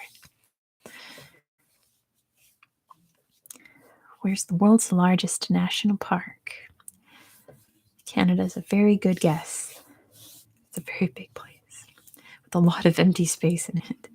But it's not in Canada, the United States, and Alaska. It's not Alaska, Nicole. And it's not Mother Russia, Frederico. It's actually not an answer that's Russia this time. I did a video covering this area not long ago. But I knew this question was coming up in trivia, so I said it. I emphasized it in the video. Same with the choo-choo train in Vatican City. Because the choo-choo train's just adorable. But yes, this place, Kazakhstan's a great guess. There are very large parks in Argentina, Berenice, because Patagonia, but this is bigger. Denmark, technically, Takashi, it's part of Denmark. Technically, I can't give you any more hints than that. There you go. Avelio got it first with Greenland. Pretty much the entire interior of Greenland is a national park. Oh, now everyone's got Greenland. And Takashi and Berenice are going to bond over being Argentinian. Okay, 2 more questions in general trivia. What's the largest island in the Mediterranean Sea? Another one I did recently that I emphasized this. What's the largest island in the Mediterranean? Oh, not Cyprus, Takashi. That's a good guess. It is Sicily, says Federico, who I think might be Italian based on that name. Sicily is the answer. Good job, Dominic. Last question is a true or false. Yes, Sicily is an island. The Pacific Ocean is larger than the moon. True or false? The Pacific Ocean is larger than the moon. True or false? Yes, Takashi, it is true. It's absolutely true. Isn't that wild? The Pacific Ocean's so big. If Russia's bigger than the moon, then the Pacific definitely is. Yes, that's true. All right, this next topic that I'm trying to show you without revealing any questions is about tourism. I'm trying to hide questions. Tourism. So it's about traveling. I forgot about this topic, or I would have mentioned it before. Which famous Paris landmark is the world's most visited art museum? Which famous Paris landmark is the world's most visited art museum? Yes, Federico got it first. It's the Louvre. The Louvre, yes. The Louvre. Oh, good job. Everybody's getting it. Fantastic. Name the Italian resort island which can be found just south of Naples. For the Italianos out there, named the Italian resort island, which is found just south of Naples. Capri, says Federico. Great job.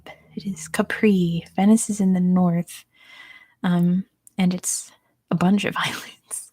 The one island they're going for is the island of Capri, which, if there's any Americans here, did any kids grow up drinking Capri Suns?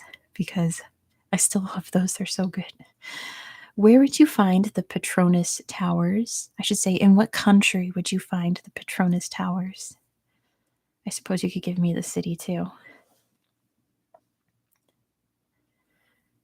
Where would you find the Petronas Towers? In what country, it should say, would you find the Petronas Towers? Yes, Takashi got it first. It's Malaysia. Dr. Pickle got it too. Malaysia is the answer, and the city is Kuala Lumpur. Yes, good job, Kamal. Name South Africa's most famous national park. What is the most famous national park in South Africa? Big time bucket list. I want to go there. Really, an Argentinian designed them. How interesting. Wow. See, now I'm learning from you guys. It does sound like Expecto Patronum, but Patronus is a corporation of some kind. Not Kilimanjaro. That is in Tanzania. South Africa is what I'm going for. The most famous national park. And I said this in the last stream, but if you guess wrong and I explain why you're wrong, I'm not being like, haha, you're wrong. I'm trying to teach you why it's a good guess, but it's not correct, just so that you learn some extra tidbits while we find the answer. I would never be like, haha, you're so dumb. That's not right. I would never do that, because any guess is better than not guessing at all. I guess this is kind of a vague question, because South Africa has so many different national parks. Cesar Pelli designed them. And the World Financial Center in New York City. Wow, awesome.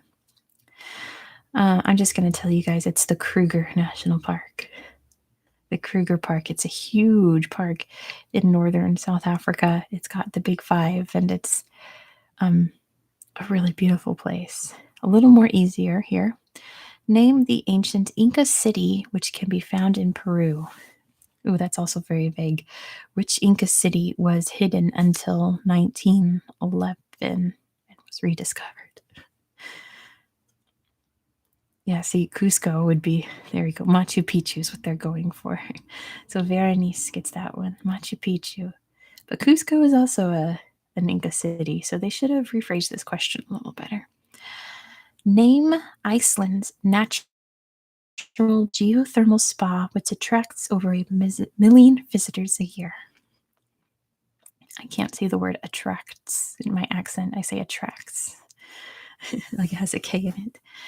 What is the name of Iceland's natural geothermal spa that attracts over 1 million visitors a year? And it looks very serene and calming, and apparently it's very warm. And apparently it was created from an accident, from some company that had some kind of underground accident and accidentally created a hot spring. So it has a lot of minerals in it, but it has lots of health properties and stuff like that.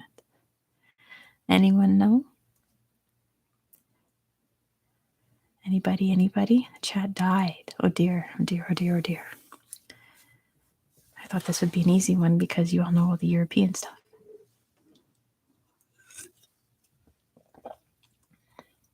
No idea. Okay. It's the Blue Lagoon. It is literally like robin's egg blue. It's on your bucket list, but you can't remember. It's the Blue Lagoon because it is very blue, and I suppose it's technically a lagoon. Name the famous prehistoric monument found in Wiltshire, England. Name the famous prehistoric monument found in Wiltshire, England. Stonehenge. Yes, Frederico. Ooh, good job, everybody. Stonehenge. The answer is Stonehenge. Name the ancient ruins which overlook the Greek capital.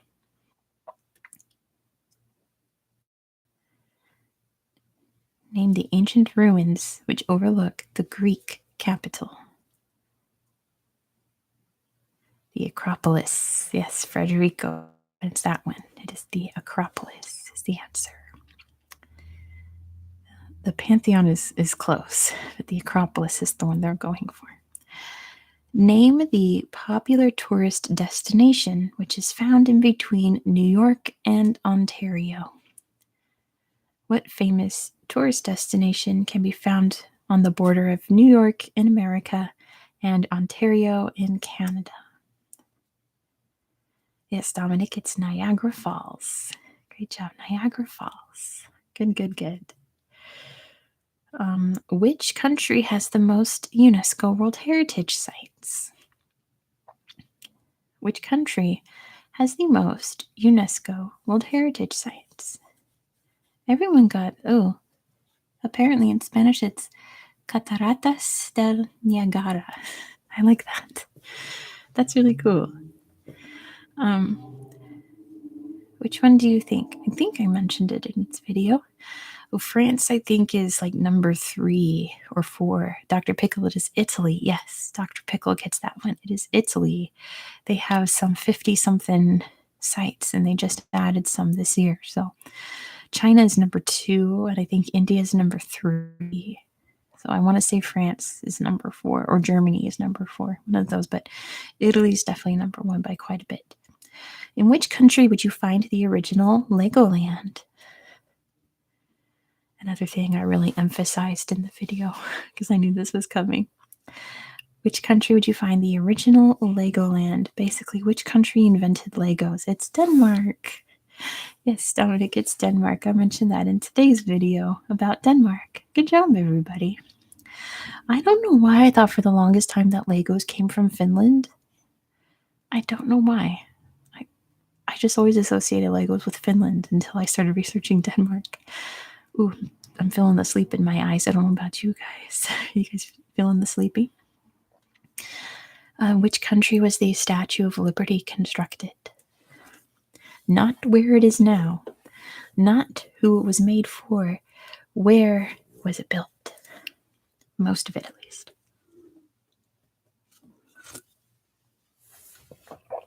Frederico got it first with France. It was a present. What color were the pyramids at Giza originally? When the very famous pyramids of Giza were built, what color were they? They are not the same color anymore. Everyone knew it was France. Ooh, Frederico knew that one too. It's white. Yes, they were bright white. Isn't that interesting? It must have been beautiful.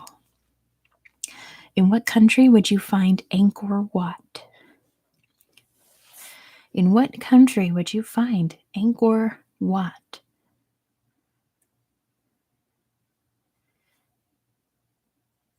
Frederico got it first again with Cambodia. Frederico's our fast typer or typer like that of the night. Cambodia is the answer. Great job. What country would you find Petra? Where would you find Petra? I was playing on Google Earth and going through all the canyons that lead to Petra. And yes, Orgel's here. Hey, it's Jordan. Orgel, it's good to see you. Thanks for joining. You win that round. It is Jordan. Now this next question is about a site that I've always known about and I've always wanted to go to, but I've never found anyone who also knows of it. So let's find out if any of you know of it. What is the name of the Buddhist temple in Indonesia that was built in the 9th century and is the top tourist attraction in Indonesia? Does anybody know? Because I feel like the only person in America that's ever heard of this place, it's so spectacular. It's massive, and they have so many stupas there. and they're all shaped like big old bells. Yes, Takashi got it. It's Borobudur. It's Borobudur. Yes. Good job. That makes me feel really good because I want to go there so bad. It's so it's Borobudur. Speaking of, it's gorgeous. Vamos, Takashi. Which country would you find Bagan? Speaking of Buddhist temples. Vamos. If you were in Bagan, which country would you be in? Bagan is the expanded version of Borobudur. It's yes, what was his name? I know his last name was Eiffel. Pierre? I don't know, but yeah. Ooh, not Bhutan. Great guess. They do have some beautiful temples there. Bagan is the temples in Bagan are those big, like very pointy ones like you find in Taiwan. Oh, I shouldn't list country names because I don't want to, it's not Taiwan. But it covers a jungle and there's hundreds of them. And the popular thing to do there for tourists is to go on hot air balloon rides to see all of the temples in the jungle from up high. But it's the pictures of that place are gorgeous, gorgeous, gorgeous. It is Myanmar. Yes, Takashi. It's in Myanmar. Used to be a very old kingdom back in the day. When did the Sydney Opera House officially open? Do we have any Australians still in here? What year did the Sydney Opera House officially open? I guess we'll play high and low. I don't like questions that are numbers. 68, more recent. Higher, I suppose. Higher than 68. 2000, lower. 2000 was the Olympics in Sydney. So it was definitely open by then. Imagine. Higher than 68, lower than 2000. 75, you're very close to Kashi, a little bit lower. 85, lower. I didn't realize it was so recent. 73, Dr. Pickle. Dr. Pickle, I think you're Australian. Or you're something like, I'm not positive. I think it did take a while for it to officially open, Frederico, yes. But I thought it would have been like 1950, 1960. I would have never guessed 73, you know. What's the name of the tallest building in the world? What's the name of the okay, I was right. What's the name of the tallest building in the world? There's some facts about it here too. It's 828 meters high and can be found in Dubai. What's the tallest building in the world? The Burj Khalifa. Yes, Takashi. We're got it too. The Burj Khalifa. Yes. The Burj Khalifa is definitely the tallest building as of now. People are trying to beat it, but it won't happen anytime soon. So I'm going to save the extra hard. Almost said the Dua Lipa. Well, now that's in my head for life, isn't it? The extra hard category is very hard.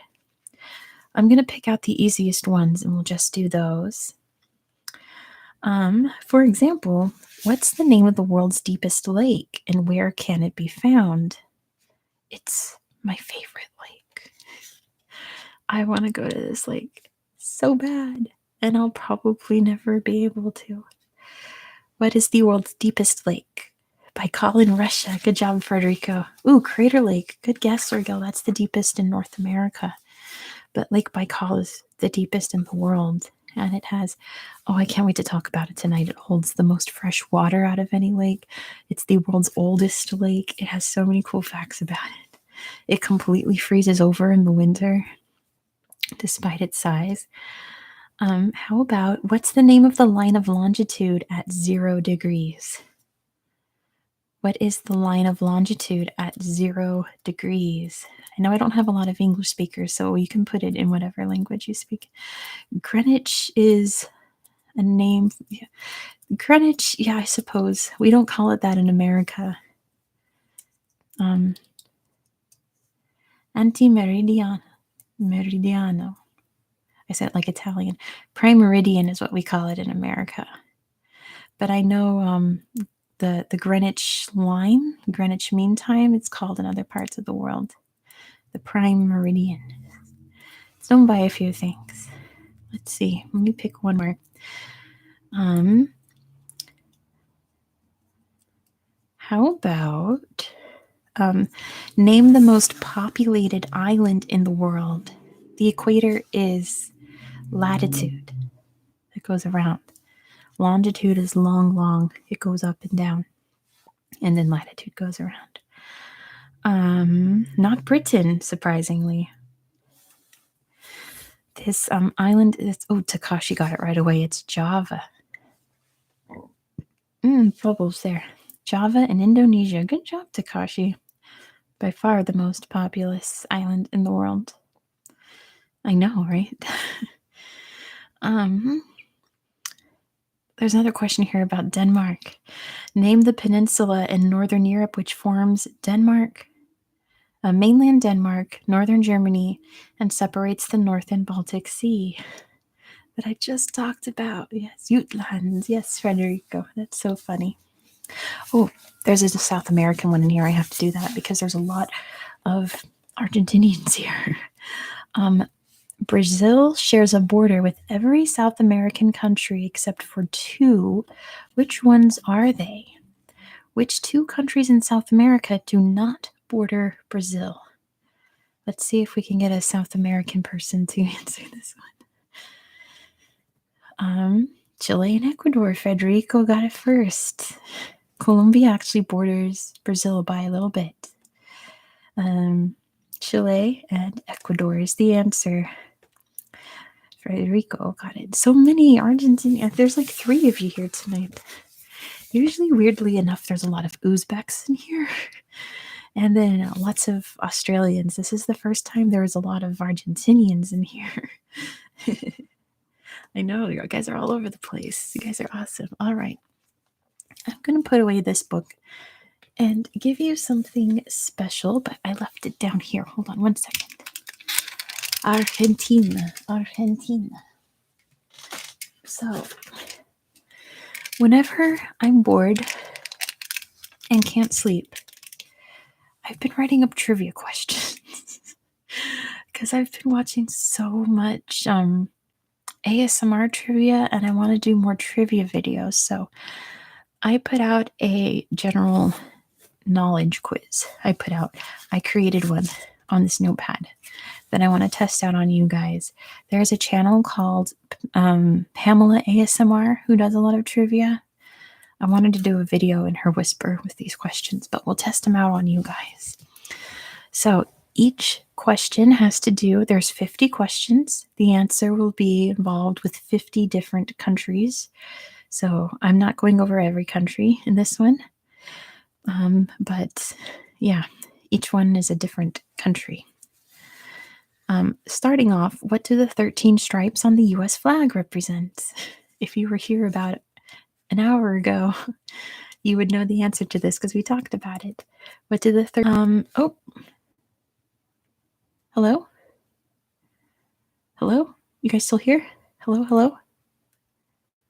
That was weird. I've never seen that warning before. You all still here? Someone put something in the chat. Ooh, Max. Hello. Hi. Okay. Whew. It said that it was like reconnecting because there was a bad connection, but I've never seen. No, that was my network, apparently.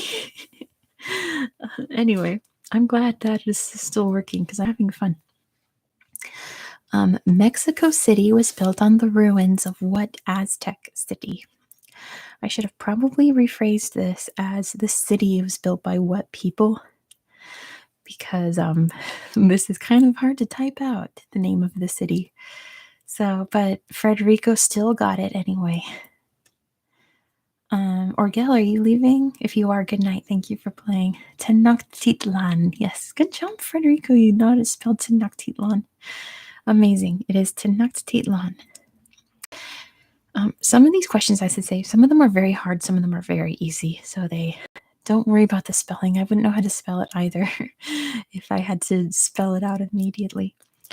In which country can you find the world's highest sand dune? In which country would you find the world's highest sand dune? It's not one you're thinking of. I should say it's not in like the Sahara. I'll give you that. It's not in the Sahara Desert. So I feel like that's what everyone's going to go to. Oh, Namibia is a fantastic guess, but there's dune higher than in the Namib Desert. So the Namib Desert has very high dunes. China is also a great guess, Kamal. They have very high dunes as well, but there's some that are even higher. Nicole, Argentina is a very close guess. Chile is a very close guess. You guys are in the right continent. Argentina and Chile are very close to this country. That's the best guess I could give you guys. If I go any further to give it away. Not Bolivia. Bolivia is all mountains. Why would they have sand dunes?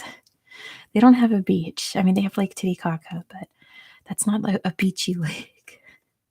That's a mountain lake. My face hurts from smiling. You guys make me happy. Takashi got it. It's Peru. Yes. Ah. My face hurts from smiling at you guys. Peru, it has the world's highest sand dune. Isn't that interesting?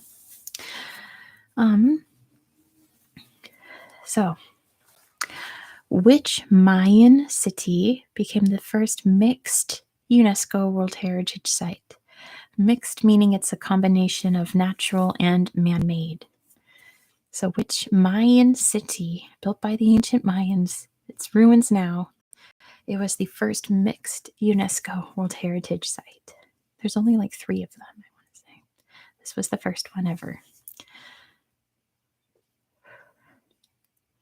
Any guesses? Mayan city in ruins. Oh, Palenque is a great guess. It is not Palenque, but you're definitely, I mean, you're obviously in the right place. The Mayan ruins are only in one corner. Chichen Itza is a great guess. Keep going, guys. Just list them out till you get it, I suppose. Tikal is the answer. Federico got it. It's Tikal. Palenque and Chichen Itza are also very good guesses. I think those are UNESCO World Heritage Sites too, but Tikal is natural and man-made. Isn't that interesting? Which South American country was the first to recognize nature rights? As in, this country recognizes the natural rights of nature, just like it recognizes the natural rights of humans. I feel like the South Americans here will get this. The Argentinians here. Not Uruguay. Ludmila's back. Welcome. We're doing trivia questions that I made. Not Colombia. Not Colombia. I mean, there's only like 9 countries in South America, so if you guess so, we'll get it eventually. Which South American... Oh, there we go. Kamal got it. It is Ecuador. It is Ecuador. Ecuador.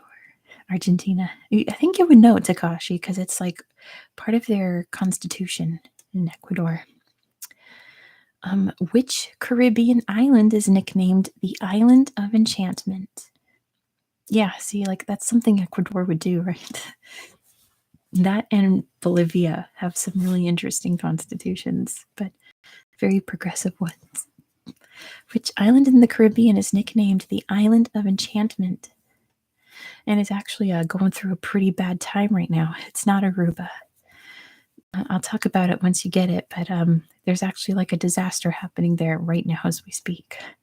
So it's not very enchanting right now. Puerto Rico, yeah, it's Puerto Rico. Puerto Rico just got slammed with a hurricane. The whole island's lost power, and now it's flooding. So really hoping that my fellow Americans down in Puerto Rico is deleting Aruba. Is everyone's doing okay down there because it's pretty dire. Last time there was a disaster in Puerto Rico, aid got to them very, very, very slowly. So I hope this goes better. Which country is notorious for the world's best cigars? It is an American territory. We won it from Spain. We fought them for it. I know, I wish Puerto Rico could catch it. They should just make it a state, to be honest. But yes, Cuba. Berenice got it. It is Cuba. Best cigars. I wrote this really bad, and I've been thinking of how to rephrase it. So, Los Habanos. This country is home to 51 hummingbird species, which I believe is the most hummingbird species out of any country. Any guesses?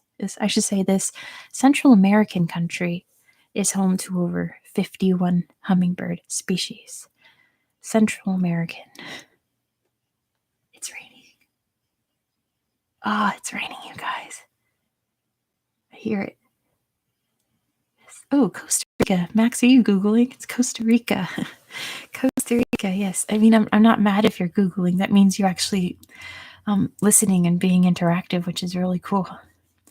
Like, I'm cool if you want to be listening, you're interactive, and I'm cool if you just want to chill and enjoy the vibes. It's raining there too, over in India. Well, that I'm not surprised about. It rains a lot more over there than it does here. But yeah, it's Costa Rica. In which country can you find the world's largest salt flat, Salar de Uyuni? Come on, South Americans. Come on, South Americans. Who's going to get it first? Argentina's very dry. It's Bolivia. Ludmila got it before all the Argentinians. Bolivia. Yes, it's in Bolivia. Really cool place. Which country contains the highest and lowest points of South America? Which country contains the highest point of South America and the lowest point in South America? Yeah, Ludmila's a fast typer. It is Argentina. Max, are you from Argentina? Because you're getting all the South America ones right. And there's a lot of Argentines in here. Aconcagua is the highest point in the whole Western Hemisphere, not just South America. But yeah, it's in Argentina. Why are all the Argentines so quiet right now? Argentinians. Anyway, which country has the world's longest coastline? You can't sleep tonight. That's funny. Ooh, here we go. Which country is the world's longest coastline? Ooh, Norway is number 2, Takashi. Not Brazil, surprisingly. And it's not Russia either. There's another country that outdoes them all. Brazil's definitely the longest coastline in South America. Norway is the longest coastline in Europe. It's Canada, Ludmila, who's up there in Canada. Yes, it is Canada. All right. We want to do a hard one about Africa. Which country has the lowest life expectancy? Canada once again. Which country has the lowest life expectancy? Angola is very close. You're in the right area. It's in southern Africa. I should tell you now, it's not South Africa, but it's in southern Africa. Not Lesotho, not Eritrea. Burkina Faso is actually doing pretty well. And it's actually not Chad. I think Chad and the Central African Republic are right behind this country. Which country has the lowest life expectancy? Which African country? Not Eswatini, Ludmila. You're very close. Swaziland, Eswatini is the same thing, but it is not that. Not Mozambique, not Burundi. You all are circling around it.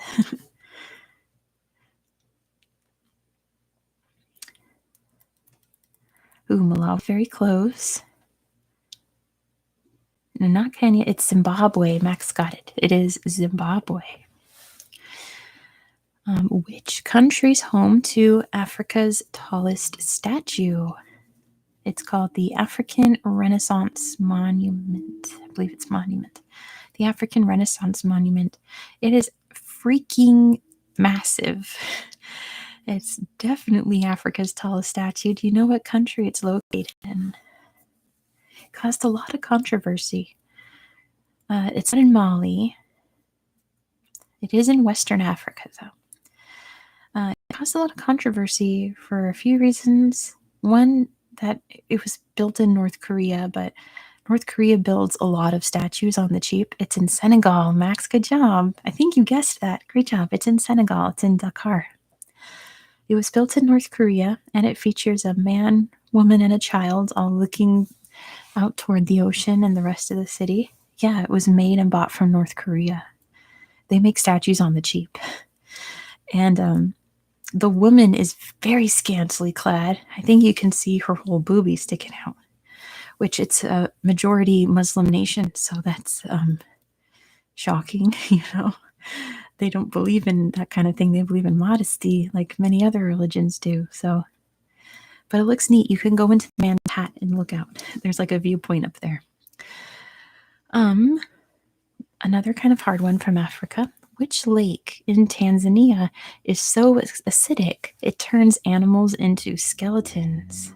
It is quite shocking. I think they've fixed it now because I've seen pictures of it covered. Either it's hello car. Either it's photoshopped or they managed to fix it and cover her up. But they also look very stereotypically African because it was probably built by people who have never seen an African person. So yeah. This lake in Tanzania is so acidic that circling it are just like bird skeletons and animal skeletons because they got too close. It's definitely not Lake Victoria, can you imagine? There's quite a few lakes in Tanzania, including Lake Victoria, but this one is highly, highly acidic thanks to the Great African Rift. The Great African Rift is where two plates are pulling apart. Eventually, half of Eastern Africa will break off and float off into the sea. Lake Natron, Ludmila got it, probably from Google, but I accept that. Lake Natron is the answer. Which country recognized voodoo? Oh, I should say, Bite. That's what we called you. Hey, Bite, welcome. Which country named voodoo as a recognized religion in 2001? Which country named voodoo as a recognized religion in 2001? Togo is the best guess, but it is Haiti. Takashi got that one. Haiti is the answer. Max, Togo is where, I'm sure you know, that's where voodoo is basically from, where it's still widely practiced, but Haiti recognizes it as an official religion. Which country produces the most cocoa? As in like hot cocoa, cocoa powder, chocolates. Hey, Eden, I just saw you there. Welcome. It is not Brazil. It's not Colombia. I will tell you right now, it is in Africa.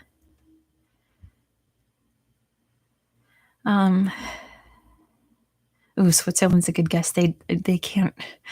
You can't grow the cocoa trees in Switzerland. It's way too cold. It is not the DRC, not Ethiopia. Madagascar is vanilla, remember? It's either this country or its neighbor is where Cadbury gets its cocoa from because of Swiss Miss. Well, Switzerland produces a lot of chocolate, but they get cocoa from most likely this country because Europe usually gets their cocoa from this part of Africa. It is a coastal country. A coastal? Siberia, Takashi. You can't grow cocoa trees in Siberia. You need it. The closer to the equator, the better for cocoa trees. Ivory Coast. Kamal got it. Kamal got my hint. I know, I was just teasing. Ivory Coast. Ghana, too. No, Ghana is where Cadbury gets their chocolate from. Because Ghana used to be owned by Britain and they speak English there. So, but Ivory Coast grows more cocoa than Ghana. Where was coffee invented? Oh, you didn't know in English? Oh, Costa de Marfil. Awesome. You wouldn't be right if Kamal didn't get it first. It's not Oman.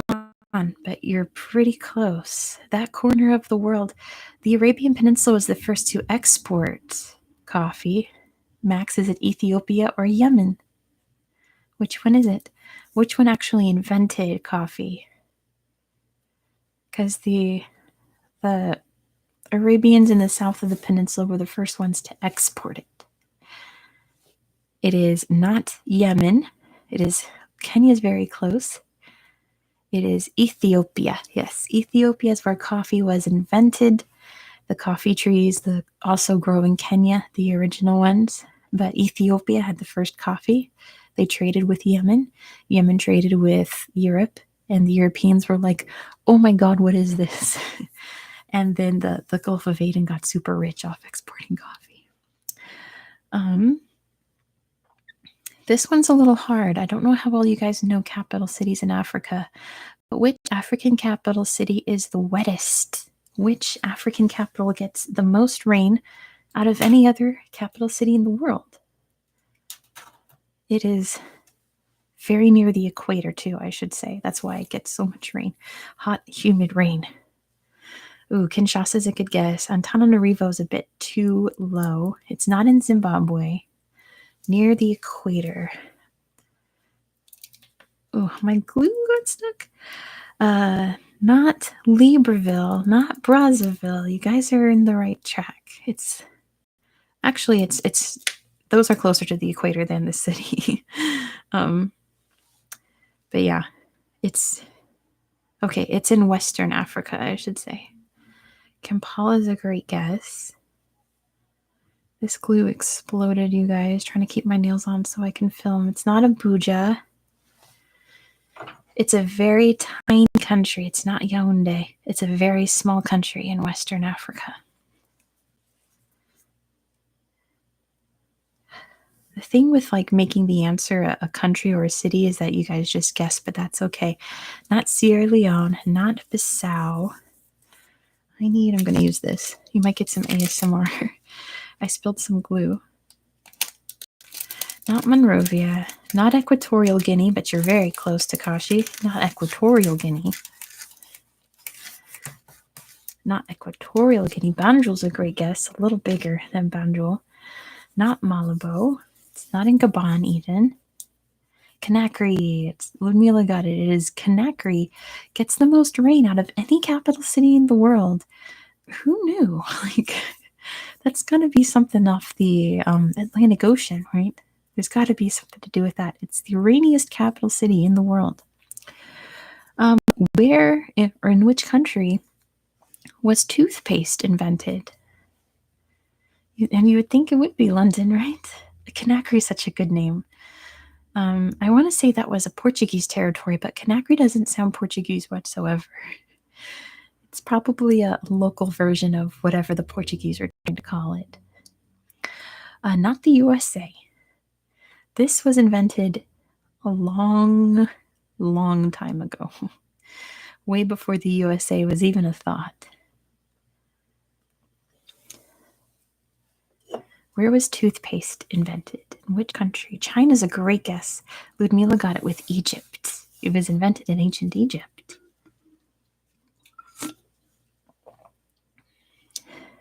Now you know. Isn't that cool? I like that fact. Where can you find the ruins of Carthage? If you were in the ancient ruins of the city of Carthage, what country would you be in? Living without toothpaste, same. I love brushing my teeth. Tunisia. Ludmila got it first. Federico got it. Tunisia. Tunisia says bite. Egypt invented a lot of self-care stuff like cosmetics. Yeah, they were really into the self-care. It's really cool. What's the name of the famous mosque in Timbuktu in Mali? It's very round with lots of sticks poking out of it because it's made of mud. So they use the sticks to climb up it and patch up the mud. What's the name of that mosque that's in Timbuktu? Who knows what it's called? The big mosque in Timbuktu in Mali. Any guesses? Are you all Googling? This is like a very, very famous mosque in Western Africa. It it was built more recently than the Mali Empire, but I think the site was also a mosque during the Mali Empire. Janae, it's called. I'll give that to Ludmila. It is a dope building, Max. It's the Great Mosque of Janae. So I'll give that to you, Ludmila. I know what you were trying to say. Ancient Egypt did have better health in the medieval age. That is very true. What's the only African country to border the Atlantic Ocean and the Mediterranean?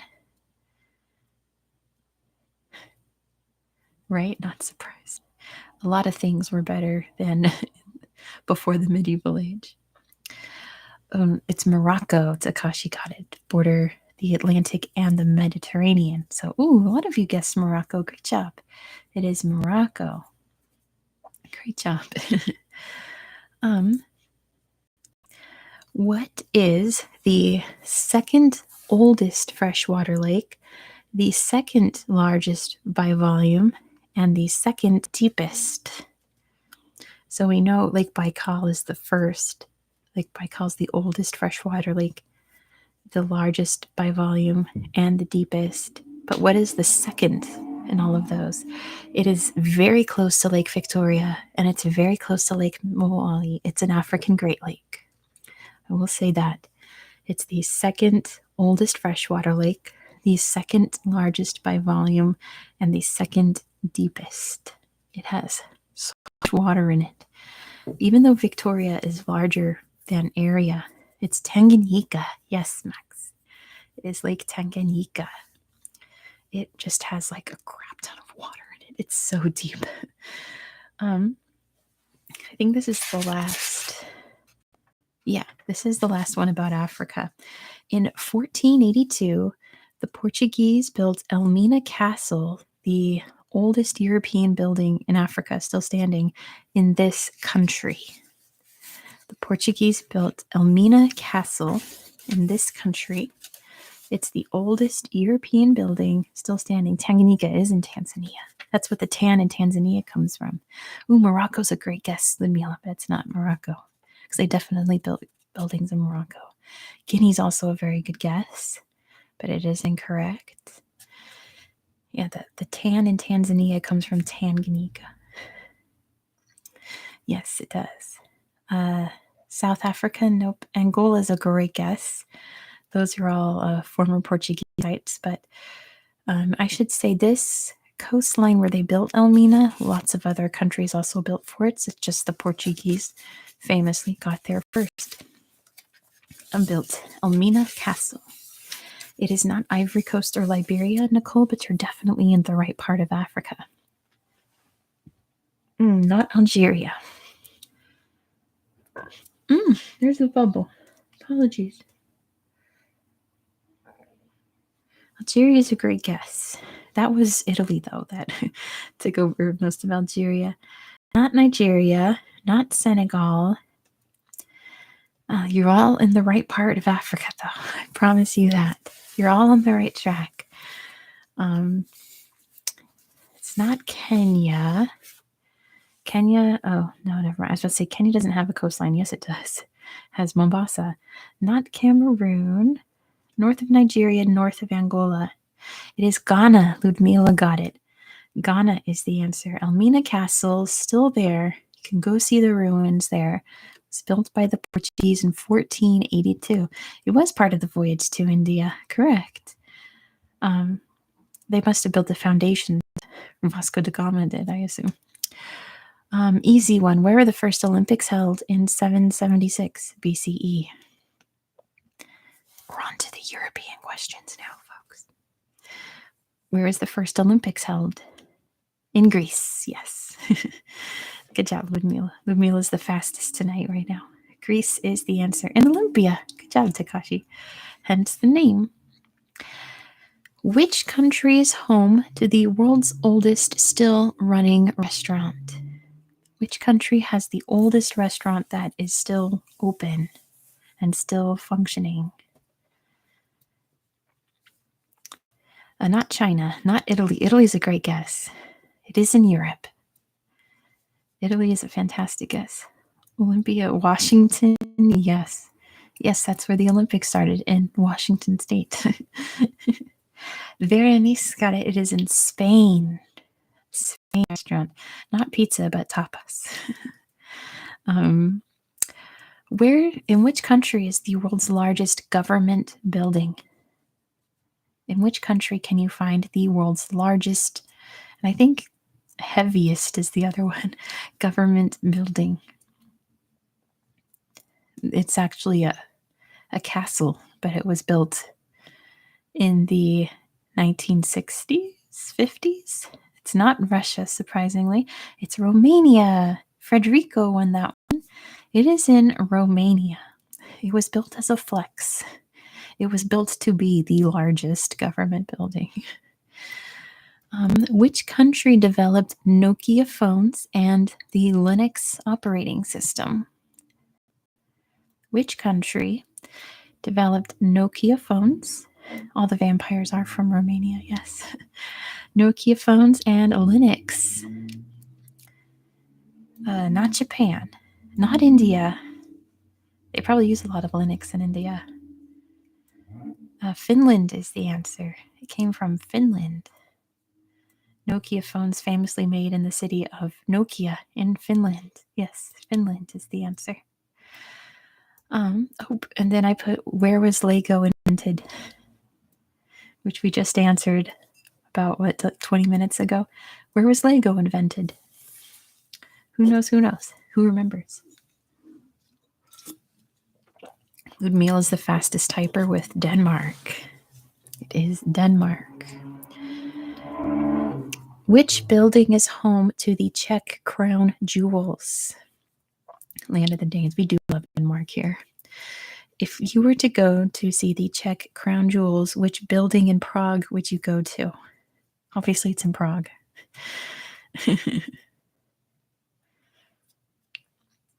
See the crown jewels. It's Prague Castle. Yes, Ludmila, you would go to Prague Castle. I shouldn't have said Prague, but oh well. Which country invented the metric system? Which country invented Castillo de Praga? I like that. I'd love to hear what they are in Spanish. Oh, everyone knows France. I didn't know this when I made this quiz. I thought that was a neat fact. Sumeria. No. France is the answer. France invented the metric system. Sumeria had their own versions of measurements, but it wasn't anything like the metric system. They had I think their number stopped at 20. Anyway, which is the only country that's still a grand duchy? Which country is still the only one, a grand duchy? Which country, who knows, is still a grand duchy? There's only one. It's not Liechtenstein, Ludmila. It's Luxembourg. Max got that one. I always forget about metric time. It's Luxembourg, folks. It is Luxembourg, not Liechtenstein. Luxembourg. Max got it, yes. I'm going to cover Luxembourg in next week. Ooh, we'll learn more about it there. Which country has two unofficial capital cities called Tartu and Parnu? This country has its capital city, but it has two other unofficial capital cities called Tartu and Parnu. Which country is that? Estonia, says Max. Someone must be Estonian or have been to Estonia or just loves Estonia. It is Estonia. How do you know all this? It's just fun trivia. You know it now too. What country has the world's oldest still operating bookstore? Which country is home to the world's oldest still operating bookstore? Lisbon, yeah. Well, what country? What country, Federico? So their flag is awesome. I love that color blue. There's a couple countries that have that color blue on it. I think it's so pretty. Portugal, says Bite. Well, that goes to Federico and Bite because it is in Lisbon, in Portugal. In what country is the Chernobyl power plant located? It's in the news recently. Where is the Chernobyl power plant located? In which country? Literally all Frederico. Yes. Frederico gets that one first with Ukraine. Yes, it is located within Ukraine. It was in the USSR when it was built, but now it's in Ukraine. Where can you find the world's oldest planted tree? The oldest tree that was planted by a human. Which country would you find that in? Eden's now like, how do you all know this? It's just geography facts. Now you know it too. Not the USA, not Poland. Oh, not Iraq. That's a great guess, though. Mechanical Fortune. That's a really good guess, but it is not. To give you a bit of a hint, it is a Bodhi tree that was cut from the tree that the Buddha sat underneath and was enlightened. That's your hint. India is close. It's not in India, but it's very nearby. Not Nepal, bite. Good guesses. Good guesses, but no one's got it yet. Not Bangladesh. That's a great guess. Takashi, that's a Muslim majority country. This is a mixed, like Buddhist. Ooh, Takashi got it. Sri Lanka. Mixed Buddhist, mixed Hindu country, Sri Lanka. It is in Sri Lanka. Isn't that interesting? World's oldest tree that was planted by a person. And it was threatened by the Tamil Tigers during their revolution. And thank goodness they didn't do anything else with it. It's a lion flag, but how old is it? The Buddha was around when it was planted. That's how old it is. What's the largest exporter of black pepper? That was written really poorly. Which country is the largest? Oh, I wrote who. Who is the largest exporter of black pepper? I know. It's still alive, too. It's still being taken care of. It was very near. It was threatened to be set fire. Max, how did you know that so fast? It's Vietnam. How did you know that Vietnam? You just have that knowledge on the top of your head. Good job. In which country can you find the Puerto Princesa subterranean river? It's an underground river called the Puerto Princesa. Which country would you find that in? Puerto Princesa subterranean river. In the Philippines, Ludmila got it. It is in the Philippines. You read a pepper label one time and it was a product of Vietnam. Amazing. You know, we should all read our product labels more often and find out where exactly our food is coming from. That's so cool. In which country can you find Bogd Khan National Park? Bogd Khan being a very famous historical figure. My Spanish is lovely, thank you. I live in a very Hispanic neighborhood / state in San Francisco. So I have a lot of friends who are Mexican, and I believe that the Mexican in Argentina is fairly similar to the Spanish in Mexico. You know what I'm saying? So yeah, where would you find Bogd Khan National Park? With Bogd Khan being a very famous historical figure in this country. Oh, there's only 10 questions left. Bogd Khan.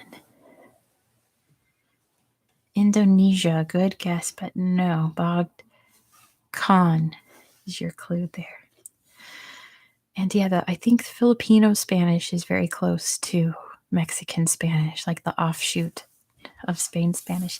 It is in Mongolia. The Bogd Khan was Genghis Khan. Bogd Khan was the last Khan ever before the Chinese took over. And he was actually from Tibet. He was a Buddhist monk, and he was nominated to come up to Mongolia to be their Khan. And The Chinese tried to hold him back. He helped lead a revolution to fight the Chinese back, won for a minute, and then the Chinese would eventually take over, and then the Russians would take over. The Russians were the ones fighting the Chinese with Bogd. Which country has the most Buddhist temples? Speaking of Buddhism, which country has the most Buddhist temples in it? We were kind of talking about it about an hour ago. This is a long stream. Myanmar, yes, Takashi. It's in Myanmar. Of course, Ludmila, anytime you want to know a subject about history, it's in Myanmar, thanks to Pakan having thousands of Buddhist temples everywhere. It is in Myanmar. Jasmine rice is native to this country. Jasmine rice is native to this country. Who's looked at their product labels of jasmine rice to see where it came from? See. It is surprisingly not India, which is what I always thought it was. Max got it. It is Thailand. Eden, I did do some South American ones already. I apologize. But yeah, it is Thailand. So we've learned that the first writing system was developed in Mesopotamia. What was it called? And apologies to the non-English speakers. Again, you can always put what it's called in Spanish. It might be called the same thing. But I know there's a lot of non-English speakers here. Hey, and Federico got it. Cuneiform. Yes, it was called cuneiform. First ever written language. Cuneiform. What is the name for the social hierarchy system in India? What is India's social hierarchy called? Which the country insists no longer exists, but it very clearly does. The caste system. Frederico is the fastest. The katas system. The caste system. The castas system. Well, castas. The caste system. Yeah, we say in English, we say caste system with an E at the end. What's the world's largest archipelago? An archipelago being a group of islands that are very near each other. What's the world's largest? It's the world's largest archipelago. It's a country, by the way. And Ludmila got it first. It's Indonesia. Indonesia. Micronesia actually doesn't have very large archipelagos, Takashi, and it's very spread out, but great guess nonetheless, because it does have a lot of islands in it. But it is by far Indonesia. They have so many islands there. Hawaii is a good guess too, because you think they have 4 islands, but they actually have like 50, 60 islands. Which country is home to the town of Shibam, known as the Manhattan of the desert? Which country is home to Shibam, the Manhattan of the desert? When I researched this country, this town was just so charming and beautiful. I really want to go there someday, but I may not be able to. It's not Iran. It's a great guess. Gosh, I'm thinking of Bam. That's in Afghanistan. It's not Kuwait and it's not Qatar. Qatar has some really beautiful ancient cities, but this city, actually, people still live in it. It was built, hundreds and hundreds and hundreds of years ago. It's beautiful. Not Bahrain. Shibam. That sounds like a city in Iran. I'm trying to think of. It is not in Jordan, surprisingly. It is not in Saudi Arabia either. These are all fantastic guesses, by the way, because you're all very close. So don't think that oh darn, I got it wrong. You all are very close. Frederico got it. It is in Yemen. It is in the almost the smack dab middle of Yemen in the desert. And it really does have every building there is 4 to 5 stories tall. It's so beautiful. Which country has a system of government known as Juche? Which country has a system of government that is known as Juche? Dominic's gonna head out. It's 1 a.m. and it's time to sleep. You're very welcome. I hope you have a fantastic night. Thank you for playing, Dominic. Frederico got this one. It's North Korea. very famously, they created Juche, which has a lot of definitions, but in a nutshell, it's their form of government. Which country has the fastest internet? Which country has the fastest and most reliable internet service? Does anybody know? It's surprisingly not Japan. I think Japan is number 2. I want to say anyone but Argentina. And Mechanical got it. It's South Korea. South Korea has the fastest internet, and it's very, very reliable. I'm very jealous of it. Which country has the oldest written language that is still used? Which country has the oldest written language still in use? This is question 48 out of 50, by the way, so we're almost done with this one. Takashi's going to go because it's 2 a.m. Yeah, I'm doing this every Monday. So, hi, Marina. Marine? It looks like Marine. Welcome. It is not Georgia, and it's not Greece either. It's older than Greek. The country is the oldest written language still in use.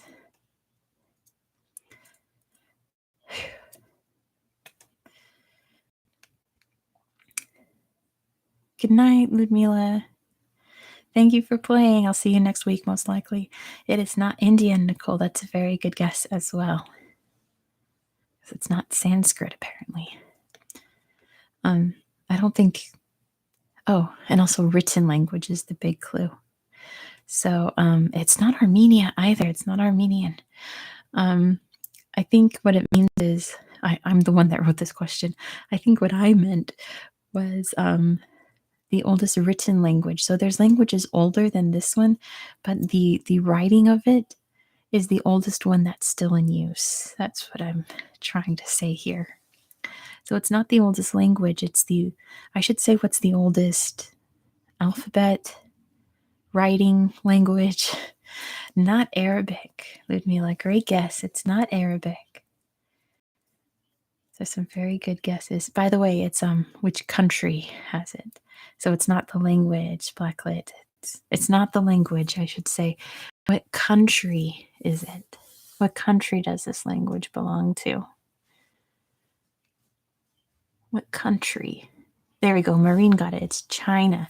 I know Kamal said Mandarin, which I'm pretty sure that's the language. But the answer is supposed to be China. Like which country has the oldest written language still in use? Afghanistan grows 90% of the world's what? Afghanistan grows 90% of the world's what? Can tell I was trying to make it not a number question. Yep, Mechanical Fortune got it. It's opium. They grow the most opium very famously. That's where in OxyContin it comes from, Afghanistan. If you read your labels. And heroin, yes, unfortunately. They grow 90% of the world's opium. It makes people money there. It saves them from starving,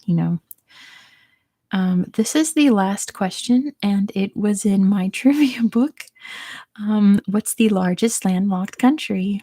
Who was here for that question? It was like, gosh, an hour and a half ago. Ooh, adjusting in my chair. What's the largest landlocked country? Let me see what else I've got. Yep, Ludmila got it. It's Kazakhstan. So I've been writing trivia questions for each country. Kazakh, yes, come on. So let me see, what's the most generic country that you would know about? Oh, I didn't finish that. Oh no, I did. I started Russia, but I don't know. I was going to do these in videos, so I don't want to do it in a live. So let me see. That might just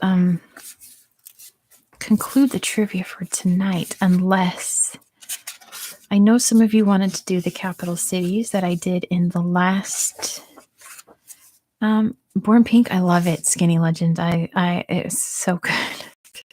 I like every track on it. There's not one I don't like. I can do the capital cities one again because some of you requested that. If you weren't in last week's live, what do you guys think? Do you want to do capital cities, or I think Ludmila might have been the only one that was there that's here now. Maybe. I'm not sure if you were there for this, Ludmila. I think you left by then, if it was last week. What do you think? Do you want to do a capital cities quiz, anybody? And it's not just, let's go with the capitals. Even though I did these questions last week, Ludmila's going to go to sleep. Good night, Ludmila. Have a good sleep. I'm glad you got sleepy. Capitals are good. Okay. Oh, Kamal says this is the first live stream. Awesome. So, what's the northernmost capital city in Europe? Oh, good night to Berenice in Buenos Aires. See you next time. See you next Monday. We'll do Choose Your Own Adventures on Monday. Thank you for joining. Love you too. What's the northernmost capital city in Europe? You kind of have to think. We'll do a couple of these and I think I'll wrap it up. It sounds like, ooh, not Oslo. Good guess though.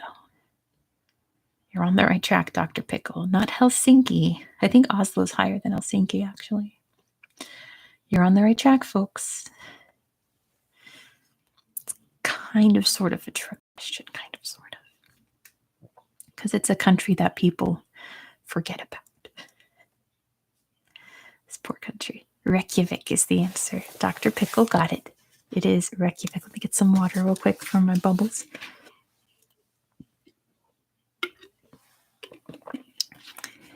Kamal got it too, and you're all surprisingly spelling it correctly. That's amazing. That's a hard one to spell. So what's Europe's southernmost capital city? What's the southernmost capital city in Europe? Any guesses? Any guesses?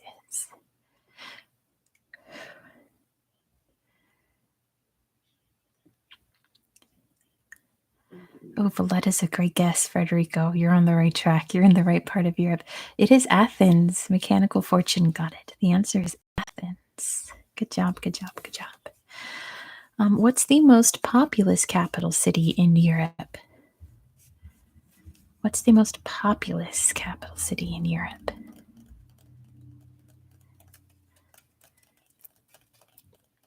What is the most populous capital city in Europe? It is not Paris, surprisingly.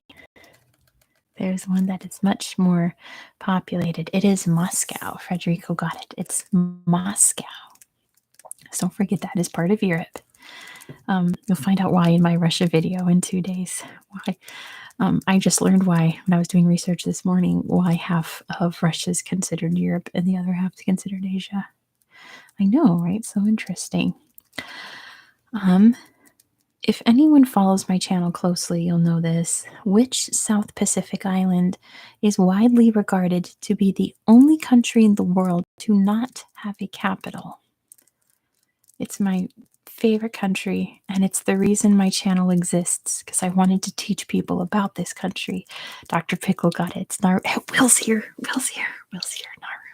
Will, I think you were here last week when I did these questions. So, Will, you guys, is fast, so get on it. It is Nauru. Yes. Nauru is the answer. Nauru technically does not have a capital city because it's 8 miles wide. I want to say it's so small. What's the last world capital in alphabetical order? Will, if you remember these questions, you have to go easy on everyone. Aren't they interesting? I love learning about the Pacific Islands too. If you listed all the capital cities in alphabetical order, what comes in last? Oh, good. Will does it. That's good because Will's very fast. What country would come in last in alphabetical order? Someone's about to flush a toilet. I can hear him. It sounds really gross. This microphone's really sensitive. Zurich is not a capital city. I hope you can't hear that either. Let's get Topple on. There it goes. Yeah, that's not a capital. I'll make sure you don't hear someone peeing. I don't know why it was so loud. It is Zagreb. Good job, Kamal. It is Zagreb in Croatia. Very, very, very good. What would be first in alphabetical order? What would be the first country in alphabetical order? Country. Capital city. Hold on. Country would be Afghanistan, but what's the first capital city in alphabetical order? Topple's going to brush the microphone for you guys real quick.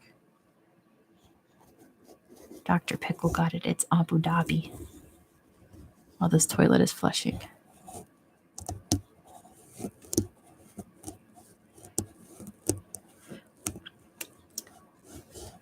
What's the capital of Canada? What's the capital of Canada?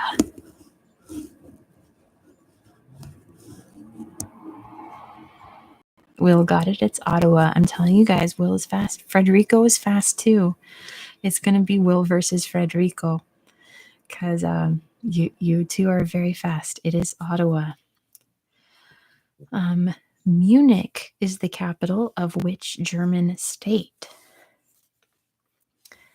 Munich is the capital of which German state?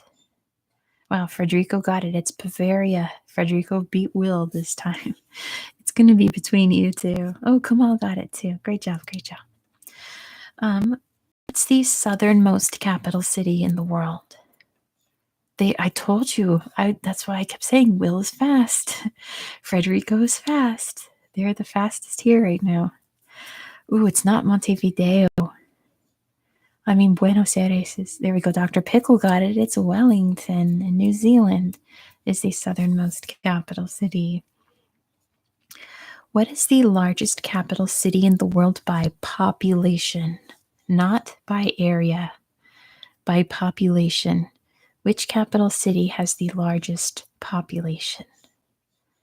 It is Ryan. Hey, Ryan, welcome. It is not Tokyo. That was my guess when I did this book. It is not Tokyo. That's what everyone's guessing. By population. Think of those very highly populated countries. Dr. Pickle got it first. It's Beijing. Yes, Beijing is the answer. It is Beijing. Mexico City is very close too. I think Tokyo is second. What's the largest capital city by area? So physically, what's the biggest capital city? This one I knew. Someone's watching TV really loud. Man, those walls seem extra thin tonight. It's probably just my sensitive microphone and you probably can't hear it, but I'm really picking up every single neighbor I have right now. That is Tokyo. Yes, Will. Tokyo is the largest by area. It is such a gigantic city. My goodness, it's huge. Which capital city is divided by the river Danube? Which capital city is divided by the river Danube?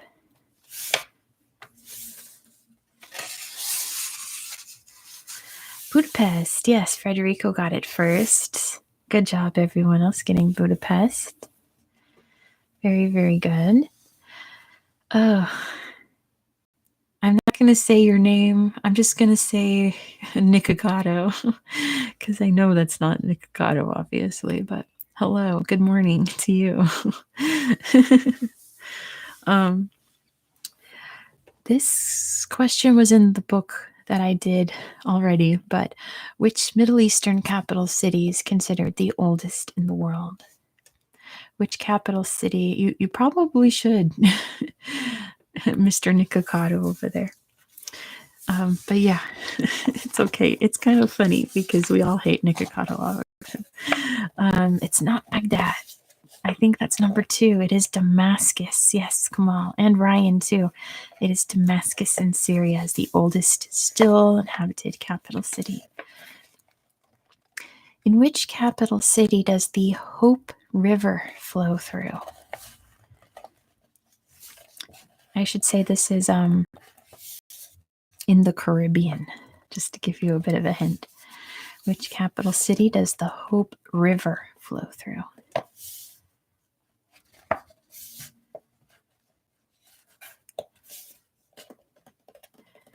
If the chat dies. Kingston. Yes, Will. It is Kingston. Sad Nikocado. That's a lot better. It's a lot more family friendly, I suppose. It is Kingston in Jamaica. Yes, tell him. Hey, welcome back. Good to see you again. What's the capital of the U.S. state of Georgia?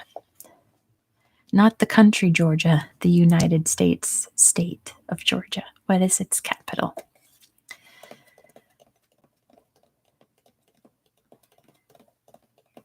Federico got it. It is Atlanta. Good job, Federico. Good job. States have capitals, yes. Nikocado, where are you from? That's how I know you're not the real Nikocado, because he's American. What's the only capital city to begin with E? Not Great Britain, the capital of, well, Great Britain is an island with 3 countries within it. So I don't think, well, no. Yes, Great Britain is the name of the island. But you're on the right track there, Nikocado. What's the only capital city to begin with E? Not England. The capital of England is London. That begins with an L. So Scotland, what's the capital city? Edinburgh. There it is. The capital city. The only one in the world that begins with E is Edinburgh in Scotland. Oh, you're from, oh, okay. You're from England. I see. I was about to say, yeah, the capital of England's London. Yes, you're from England. Well, good morning to you. Have some tea and biscuits. The chocolate biscuits are the best ones.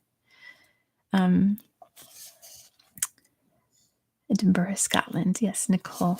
Nicole, you're getting all the answers, and I'm proud of you for that. Everyone else is just like crazy fast, but Nicole's always getting them right. Great job, Nicole. I want to recognize you for that. What word? Oh, wait, no. I'm going to change this. What do the capital cities of Mexico, Guatemala, Kuwait, Luxembourg, and Djibouti have in common? What do the capital cities of Mexico, Guatemala, Kuwait, yeah, we got it already. All their capitals are the name of the country followed by city. They end with city, yes. The capital of Mexico is Mexico City. The capital of Guatemala is Guatemala City, so on and so forth. Following up from that, what's the only other country that follows that pattern that I did not name? There's one other country. And don't say Singapore. And technically, oh no, I should stop giving you hints. Just don't say Singapore. The Vatican doesn't really count because it's its own capital. Like, this is an actual country with an actual city in it. Same with Luxembourg. Luxembourg I listed in the beginning because I listed Mexico, Guatemala, Kuwait, Luxembourg, and Djibouti. So there's one more. There's one more. Who knows what it could be? Waiting for Will. I know Will knows it. I'm sorry. Sad Nicocado's now sad. Has Nikocado posted anything lately? Oh, Qatar. The capital is Doha, not Qatar City. San Marino doesn't count. Will doesn't know. Will, I thought you would know it. Yes. Oh, he has. Oh, okay. San Marino and Monaco don't count because those are city states. So that does not count. This is an actual country with many, many cities in it. Sadly, Nikocado is back. Oh my God. We're not going to bring that energy to my live stream. We're all worried about his health, but we're not going to bring that energy to this. Is about geography trivia and ASMR. There's one other country that has blank city as its capital city. Anyone else? I will give you all a hint if you want. Will, I can't believe you don't know this. This is like a thing that like you would know. Like I'm surprised you can't think of it. Do I know that flag? The Mariana Trench. I have to lean in close. That's Vanuatu. That's the flag for Vanuatu. The Mariana Trench is not a country. Okay, so we have Mexico, Guatemala, Kuwait, Luxembourg, and Djibouti. There's one other. I did cover it fairly recently. I want to say last month I covered this country. I need some water. My mouth is getting dry. It looked like Belarus at first. Kind of. Belarus's flag is pretty. Not Belize, that's Belmopan.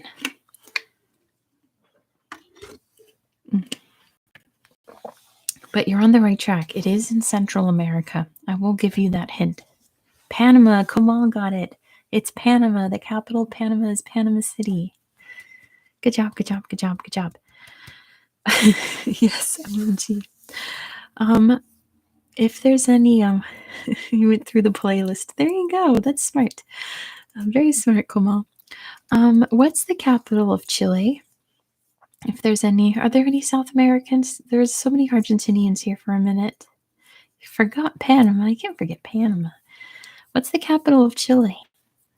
A lot of these questions are just what's the capital of blank, so be prepared for that. What's the capital of Chile?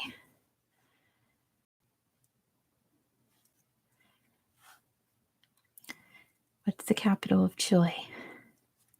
I know someone here knows this. There you go. Mechanical got it first. Santiago is the capital of Chile. Very big, beautiful city. What's the capital of Morocco? Santiago de Chile. Yeah, Frederico's still here. Santiago, thanks to your sponsor, Google. Well, that's fine. If you need to Google it, I always say go ahead and Google it because it's better than sitting around going, I don't know, and just not doing anything. You're being proactive. Will got that first. It is Rabat. It is not Casablanca, which thankfully nobody put. It is Rabat. It's the capital of Morocco. Let's see. I'm going to list 3 U.S. cities. Tell me what has never been the nation's capital. Boston, New York, and Philadelphia. We'll see you soon, Nikocado. Which city has never been the capital of the United States? Boston, New York, or Philadelphia? Yep, it's Boston. Good job, Mechanical. It is Boston. Ooh, everybody knew. Good job, you guys. What's the capital of Ethiopia? What's the capital of Ethiopia?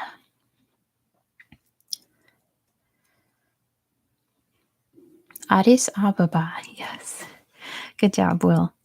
I spent the longest because I think in America we are supposed to say Addis Ababa, but I heard everybody else online say Addis Ababa, so Addis Ababa is the answer. All right. No, I'm not going to do that one. What's the capital of Bulgaria? What's the capital of Bulgaria? Also, Will, did you happen to catch my new video? Because, Mechanical got it first, Sophia. Because I know you always watch them right off the bat, and the next question has to do with the country I just covered. Sophia is the answer. In what capital city can you find the Little Mermaid statue? In which capital city? Oh, everyone knows Sophia. I'm so proud of all you guys. Oh, so in which capital city would you find the Little Mermaid statue? Copenhagen. Literally just, Nikocado, you have school soon. Well, have a good day of learning. I hope you have a very good day. I hope it's not too sad over there still after all of the funerals and things. Lego City, yes. Um, in which continent would you find the city of Baku? I thought about maybe doing videos in a British accent, but I don't know. I feel like I'd mess it up because I do what I call a BBC accent, where I can talk like I am reporting for the BBC News. So you forgot to do your homework. Well, you better hurry. Just tell your teachers that you were learning geography online and you did that instead. Asia. Yes, come on, good job. Asia is where you can find Baku. It doesn't say which country, though. Does anyone know which country you would find Baku? Azerbaijan, yes. Azerbaijan is technically Asia, but it's the European part of Asia. I like a lot of people from that part of the world, like Armenia, Georgia, Azerbaijan, they say that they're in Eurasia, which I like that because it's everyone's happy. In which capital would you find the Forbidden City? Ooh, they have an F1 race. That's cool. I feel like I need to get into F1. It seems like it's a lot of fun. Which capital city would you find the Forbidden City? The Forbidden City. Which, like, that's another place I have to go to. You know Baku from F1. That's so cool. Will got it first. It's Beijing. It is in Beijing, China. Yes. What's the capital of Nepal? What is the capital of Nepal?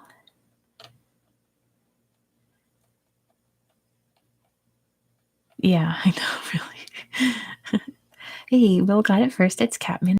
Everyone else got it too. Kathmandu is the answer. In which European capital would you find the Trevi Fountain?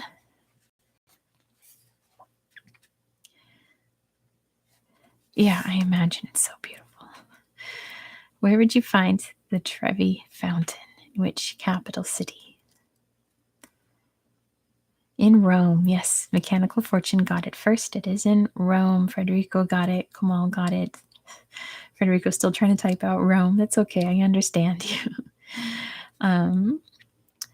WAW is the airport code for which capital city? WAW is the airport code for which capital city? Man, my face hurts so much. I've been smiling for 3.5 hours now at you guys. You guys make me so happy. What capital city? Yes, Komal, it's Warsaw. Good job. It makes sense when you think about it. WAW. It's Warsaw. What's the capital of Venezuela? What's the capital of Venezuela? Come on, Federico. Let's see if we can get it first. We did. It's Caracas. Yes. Good job, Federico. Caracas. What's the capital of Costa Rica? Caracas. Yes. That's a good ASMR word. Good trigger word. What's the capital of Costa Rica? Not San Juan, Will. That's very close. Not Juan. It is a saint, though, a son, but it's not Juan. Let me crack my knuckles. San Jose. Yes, Federico got it. It is San Jose. Not John, but Joseph. San Jose. What's the capital city with the highest altitude in the world? Yeah, I know. It's okay. It's one of the saints' capitals. There's so many. It's okay. I mean, I live in a saint city, San Francisco. So it is not Quito. Will, good guess. Not Quito. I think Quito might be the third highest. I want to say. Which one is the highest altitude? We're actually talking about it like an hour ago in the stream. Sucre, close. Not Sucre, but not Sucre. I need to do this hand. There we go. I can't bend this one all the way. I have a broken elbow. Not Sucre, but, and I'm feeling the tired's. I'm trying to drink a Red Bull so I don't put myself to sleep listening to my voice. I have a very big video to film tonight, and I don't want to fall asleep during it. La Paz, yes, Federico, it is La Paz. Has the highest elevation, the highest altitude. I know I've heard stories of when like football teams travel there and then they get really terrible altitude sickness because it's so high up. Vaduz is the capital of which country? Vaduz is the capital of which country? Oh, there's an Uzbek here. Finally, there's an Uzbek. It is Liechtenstein. Yes, Will. And Federico got it too. I don't think there are any other Uzbeks here, but usually there is. Usually there's a lot of Uzbeks here for whatever reason. Vaduz is the capital of Liechtenstein. What's the capital of South Korea? There are so many Uzbeks that come here. It's so wild. I filmed the Russian Whisper video last night and I shouted out Ulugh-Bek because it talked about how there's a, yes, Mechanical got it first, it's Seoul, how there's a large Uzbek population in Russia. The answer is Seoul. Good job, everybody. All right. I don't like that question. What's the capital of Somalia? Some of these are so poorly written, I don't even want to try to reword them. What's the capital of Somalia? I want to see something real quick. I want to see how dark it is because I have a candle lit. Will got it first. It's Mogadishu. I want to turn off my light real quick and see how dark it is because Halloween's coming up and Halloween falls on a Monday, which is my live stream day. And it's my favorite holiday. So I have to figure out how many candles to light for that night. So let me see. Ooh. Oops. That was another candle. Ooh, spooky. Spooky. Oh, I can't wait for Halloween, you guys. I cannot wait for Halloween. I've got something for you guys. It's actually, it might be over here. I don't know where it is.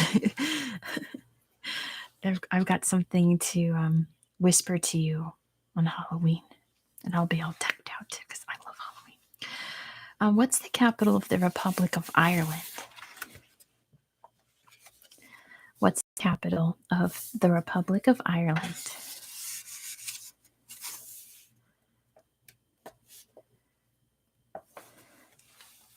Federico got it. It's Dublin. All right. So, yes, Dublin. Do we want to do one more category for the night? Because I always want to stay on longer. You guys make me happy.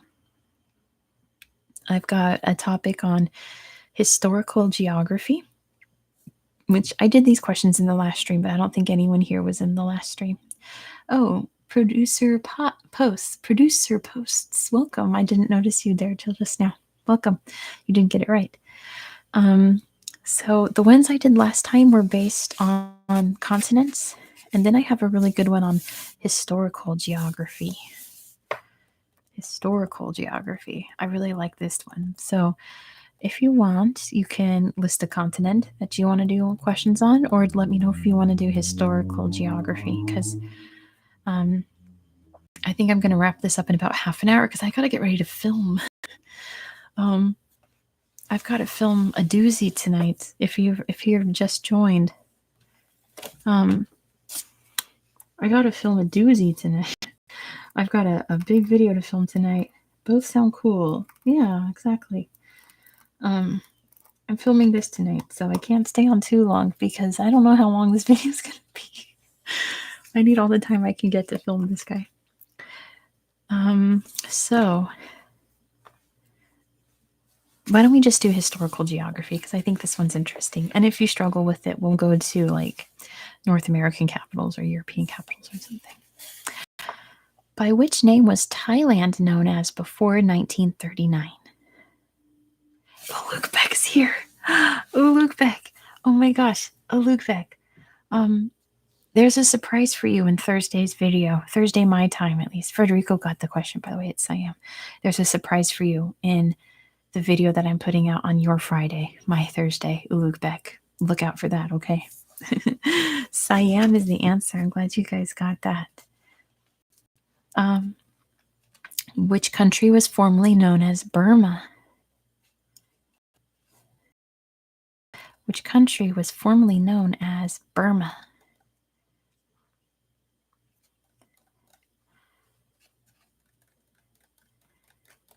I mean, its name was changed, what, like 20 years ago?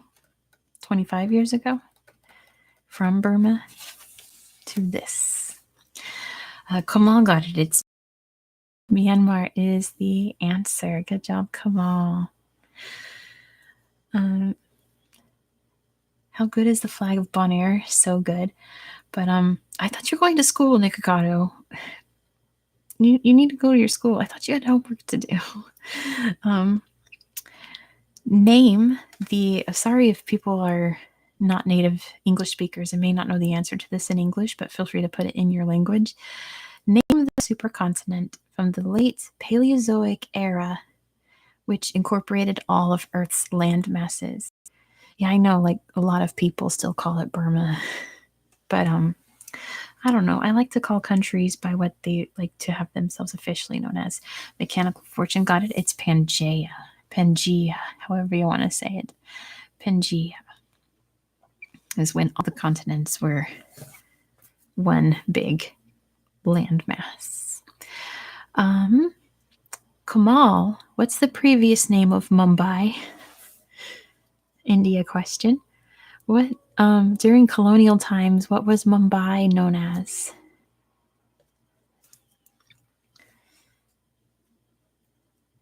Oh, Frederico got it first. Bombay. And got it before our Indian friend here. And Ulugh-Bek got it too. It is Bombay. Which Asian capital was previously known as Edo? Which Asian capital was previously known as Edo? Tokyo. Yes, Will got it. It was Tokyo. It was known as Edo. Ulugh-Bek got it too. It's Tokyo. Kamal got it too. Awesome. And Dr. Pickle got it. You guys are very, very smart. Kamal, here's another India question. Which Indian state was previously the capital of Portuguese India? Which Indian state was previously the capital of Portuguese India? Will got it first, though. It's Goa. I mean, that's an easy one to type. Will and Ulugh-Bek got it first. Awesome job, you guys. It is Goa. What was the capital of West Germany? Their hint is it was not Berlin. What was the capital of West Germany when there was West Germany and East Germany? Not Munich. Good guess, though. Frederico got it. It was Bonn. Bonn was the capital. I know there's so many major cities it could have been, but it was Bonn. Frankfurt would have been a good guess as well. It was Bonn. Which U.S. state was named after a French king and was previously known as New France? Which U.S. state was named after a French king and was previously known as New France? Good job. The people in last week didn't get this one, and Will got it right off the bat. A lot of people got it. Oh, everyone got it. It's Louisiana, named after King Louis. Louisiana. Good job, you guys. Nice. Literally nobody knew in the last live stream. They were so on it in the questions by continent, and then I got to this category and it screeched to a halt. Nobody knew these ones, but people knew this one. The ancient city of Babylon. Oh, Mechanical Fortunes representing Louisiana. Awesome. The ancient city of Babylon would be found in which modern country? Which country is now the home of ancient Babylon? Where would you find the ruins of Babylon? Dr. Pickle got it first. It's in Iraq. Iraq is the answer. Yes. Good job, everybody. Everyone got Iraq. Awesome job. That is where Babylon was located. Which West African nation was previously known as Gold Coast? Which West African nation during its colonial times was known as Gold Coast? It's weird how Ivory Coast kept its colonial name, but all the other countries along the coast there in West Africa changed them. Will got it. It is Ghana. And producer post got it. Kamal got it. Good job, everyone. The answer is Ghana. It was Ghana. They still have a lot of gold in that country. Which African country was once known as Abyssinia? Which African country was once known as Abyssinia? Abyssinia. Until... Oh, producer post got that one first. It was Ethiopia. Ethiopia is the answer. It changed during World War II, right after they got the Italians out of there. They changed it back to Ethiopia. Anyway, Ethiopia is the answer. By which name? Oh, don't worry about spelling, producer. If I can understand what you're trying to say, you get the point, even though there's no points. By which name was Ho Chi Minh City in Vietnam previously known as? Oh, people didn't get this too last week either. I had to give so many hints. I know you guys will get it. What did Ho Chi Minh City used to be called? Mechanical got it. It's Saigon, yes. I was trying to be like, there's a famous musical with it in the title. People just started listing musicals, and I'm like, no. But it was Saigon. Yes. Good job, everybody. What is East Pakistan known as today? Puff, you're here. It's your birthday. I'm so glad you're here. Happy birthday, Puff. Ooh, Will got that one. It's Bangladesh. Puff, didn't we plan to have the stream be your birthday party? I was kind of hoping you would show up so we could do your birthday, because you're saying you never had a birthday party, right? That was you, Puff, right? That was you. Yeah, it was you. Happy birthday. Yes, see? Yes, Bangladesh used to be called East Pakistan, even though it's nowhere near Pakistan. You don't think so? Who was that then? Oh gosh, it wasn't you? But it is your birthday. Well, happy birthday, Puff. Who was that? Oh, I can't remember. It was like a one-syllable name. That's why I thought it was you. Happy birthday, Puff. Yes, the British, in all their colonial wisdom, thought, well, let's just name the Muslim parts Pakistan. Even though the Pakistans were completely different from each other and nowhere near each other. Anyway, which country was previously known as Ceylon? Which country used to be known in its colonial times as Ceylon? Well, I mean, it's a name that came before the colonial times. The British didn't name it Ceylon. It was known as that, but it became known to the world when it was called Ceylon. Yes, Kamal, it's Sri Lanka. Kamal got that one. Everyone knew it, though. It's Sri Lanka. They changed the name at independence to something more strong. Yes, it's where Ceylon tea comes from, is Sri Lanka. Persia refers to which modern-day country? Persia refers to which modern-day country?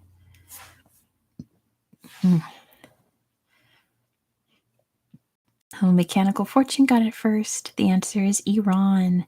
Good job, everybody, though, for getting Iran. Iran. Good job, everybody. Everyone's very smart. Which capital city was previously known as Byzantium, Constantinople, and New Rome? Which capital city? This is not a capital city. It used to be. Which city used to be known as Byzantium, Constantinople, and New Rome? Ulugh-Bek got it first. It is Istanbul.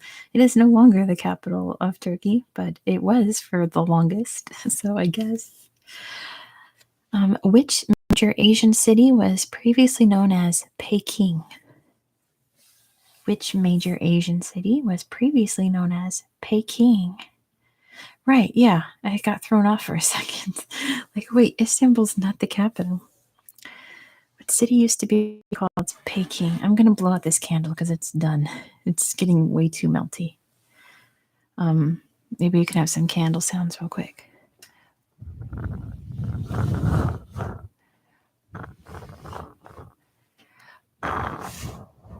There we go.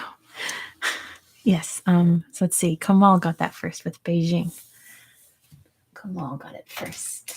Oops, there's no room up there. I have all my extra supplies up here for filming, like pen box with pencil in it is up here. Let me put this there, and then pencil box, because I definitely need pencil tonight. My goodness, I'm gonna have so much to point out. Oh, no one got this either. Last week, which South Pacific island state was previously known as Van Diemen's Land? Which South Pacific, yeah, like Peking duck, that's where it comes from. Which South Pacific island state was previously known as Van Diemen's Land? I'll tell you guys. Yep, Dr. Pickle got it. It's Tasmania. Because Dr. Pickle, believe it or not, there were like 2 or 3 Australians in the chat last week and no one got it. And I was like, are you serious? I thought that was like a thing that every Australian knew. It is Tasmania in Australia, Frederico. Which European capital was previously known as Christiania? Which European capital was previously known as Christiania? I gave a history lesson on this too last week, so if anyone wants one this week, I'll be happy to give it. It is Oslo, Frederico. Great job. It was Oslo when it was ruled by the Swedish. Last question in this. As of 2018, what's the new name for the Kingdom of Swaziland? As of 2018, what's the new name for the Kingdom of Swaziland? Oh, Puff got it. It's Eswatini. Eswatini is the answer. Great job, you guys. All right, I want to keep going. So you guys are, I have a smart crowd here today. Which continent should we do, folks? I didn't do the Oceania ones last week because people were struggling, so I didn't want to pick a hard one, but, oh, Natalie, don't worry. You're fine. Do not worry, Natalie. If you know it, just put it in the chat if you want to play along. South America, says producer posts. Sure. I'm sure Frederico would agree. South America. Anyone? Want to second that? South America trivia? Ooh, South America. That does it then. We should have Puff decide because it's Puff's birthday. Gosh, who was that I said that Monday live stream? Andrade Marim. Oh, I'm sorry. I thought you wrote that. That was your name. A great and multinational team of nerds. That is true. My goodness. I think, do we have any Europeans here? We had someone from England for a minute. Do we have any Europeans here? We don't have any Africans here, I don't believe. Gareth McDonald is here from the UK. That's perfect. Because we have North Americans, South Americans, we have Asians, we have Australians. And now a European, Gareth, welcome. Good morning. You just woke up. Gosh, I'm still like exhausted from watching the Queen's funeral last night. I filmed videos and then went to funeral. Oof, it was long. Anyway, South America. What's the largest and most populated country in South America? Luke Beck, have a good day at your job. Puff is Peruvian but lives in the U.S. Well, you're both. You're South American and in North America. Frederico got it. It is Brazil. Yes. Have a great day, Luke Beck.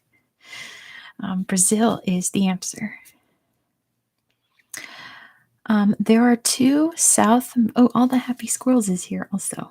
Awesome. Welcome. There are 2 South American countries that are landlocked. Can you name both? There are two South American countries that are landlocked. Do you know what they are?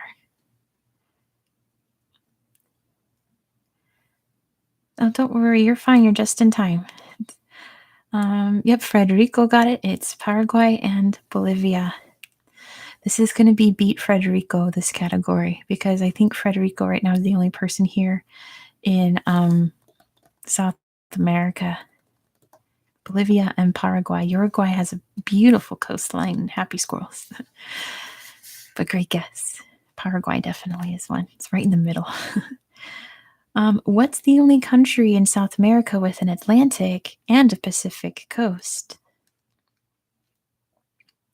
What's the only country in South America with an Atlantic and a Pacific coast?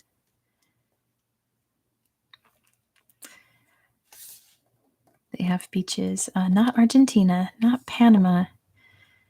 I mean, Panama's a good guess, but we're doing South America, and Panama's technically Central America. It's not Chile. I mean, maybe there's an island that might touch the Atlantic, but that's not what they're going for. Panama's very close, though, Natalie. Yeah, Panama is technically Central America. Kamal got it. It is Colombia. And Natalie got it too. It's Colombia. I was telling people last week when we did this category, a lot of the answers in this are Colombia. So if you don't know, just guess Colombia and you'll probably be right. Yes, it was in the north. Yes, it borders Panama. What's the longest mountain range in the world that's found in South America? Is Argentina not both oceans? No. Argentina doesn't touch the Pacific, unless there's maybe an island. Producer got it. It's the Andes. Yes, the Andes. Everyone knew the Andes Mountains. What's the highest peak in the Americas that's found in Argentina? What's the highest peak in the Americas that you can find in Argentina? Who's going to get it first? Who's going to beat Federico? Oh, Federico got it. It's Aconcagua. Yes, Aconcagua. Excellent, guys. Good job. Which country was previously known as New Granada? Beautiful mountain. Yeah, it is very majestic. What country was previously known as New Granada? Yep, Federico got it. It is Colombia. A lot of these answers are Colombia. So again, if you don't know, just say Colombia and you might be right. if it's a country. This one's not, though. Easter Island is a territory of which South American country? It is not Colombia. Easter Island is a territory of which South American country? Hold on. Yeah, producer got it. It's Chile. Hold on. Ugh. I need to stretch my jaw and my ears here. Wearing headphones too long. But I'm having fun, so I don't care. It is Chile. Chile has Easter Island as a territory. Good job, everybody. Producer got that one first. This was up for debate last week, but I know this is right. In which country would you find the source of the Amazon River? In which country would you find the source of the Amazon River? Because of the Falkland Islands. Oh, true, yeah. Well, I see. Frederico got it. It is Peru. Oh, a lot of people guessing Peru. Yes, it's in Peru. And it's debatable about where exactly in Peru, but it is not Brazil. Yes. A lot of people are like, no, it's Brazil. And I'm like, no, I know it's not. I knew that when I did my research on Peru. So it's mostly in Brazil. It is in Peru. What's Argentina's desert called, Federico? What's the desert in Argentina called?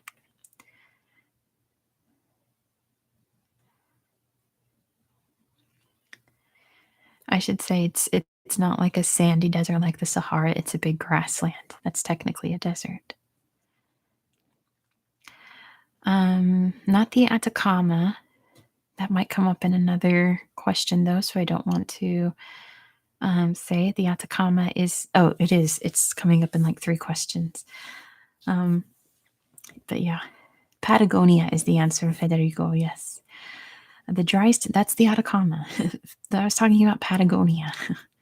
Federico got it. It is Patagonia. And Como got it. Patagonia is the answer. It says, name Venezuela's famous waterfall, which is the highest in the world. What's the world's highest waterfall? It's the highest waterfall in the world that you can find in Venezuela.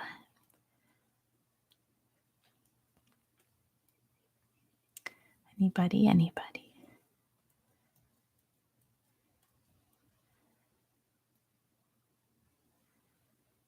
Yes, Puff got it. It's Angel Falls. Puff got it first. Salto de Angel. Angel? Is it Angel in Argentina? It must be Angel in Argentina. Angel Falls is what we call it in English. Which South American country uses the US dollar as their official currency? Which South American country's currency is the US dollar? Which, it's not Colombia, surprisingly, this time, Puff. Surprisingly. This is one of the few answers, not Colombia. It is Ecuador. Yes, Federico. It is Ecuador. Guyana is a great guess, though. The answer is Ecuador. Okay, get ready. Name the desert found in Chile, which is considered the driest place in the world. This is why I was like, guys, stop. Name the desert in Chile, which is considered the driest place in the world. Natalie got it first. It's the Atacama. Yes. Now it's the Atacama Desert, guys. I was like, guys, stop. It's coming up. Promise. I swear that was my chair. Okay, promise. Mine don't sound like that. Which European country has an overseas region found on the northeast coast of South America? Which European country? Antarctica, I mean, it's not the driest because it's full of water. The answer is France. Producer got that one. It is the largest desert, Dr. Pickle, but the Atacama has not had rain for decades. Years and years and years and years. Probably not since I was born. Oh, sorry, microphone. France, yes, French Guiana is what they're talking about. What's the official language of Brazil? What's the official language of Brazil?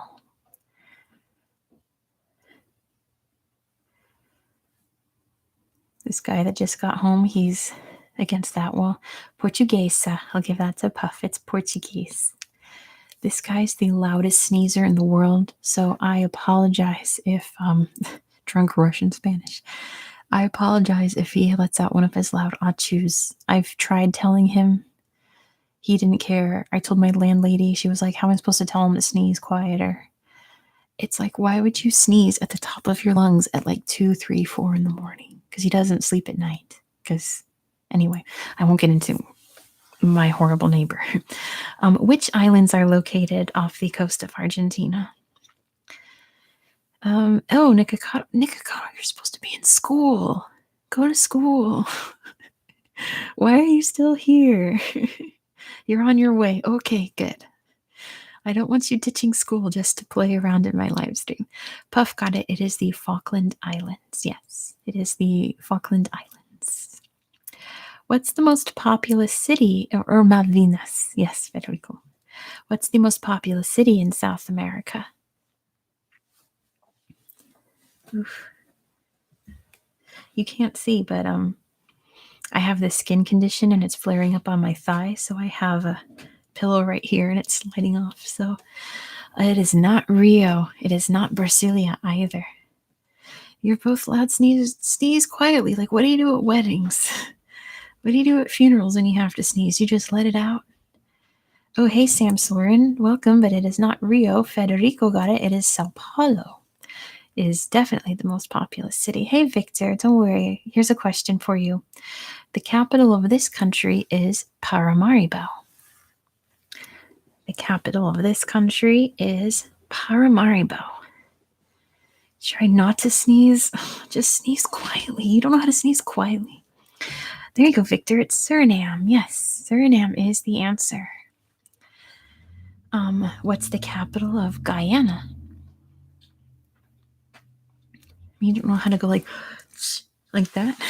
Because I can sneeze loud too, but anyway. What's the capital of Guyana? Victor got it again. It's Georgetown. I think we've got another fast one here. Victor's very fast. The answer is Georgetown. What's the capital of, not DC though, okay. What's the capital of Guyana? No, we just did Guyana. What's the capital of Colombia? What's the capital of Colombia? Ooh.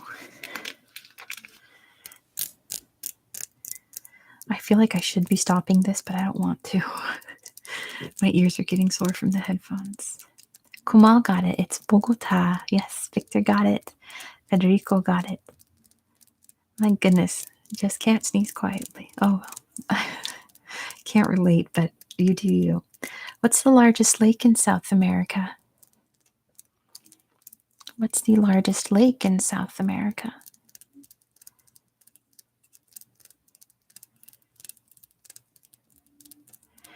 Victor got it. It's Titicaca. Man, Victor is fast, you guys.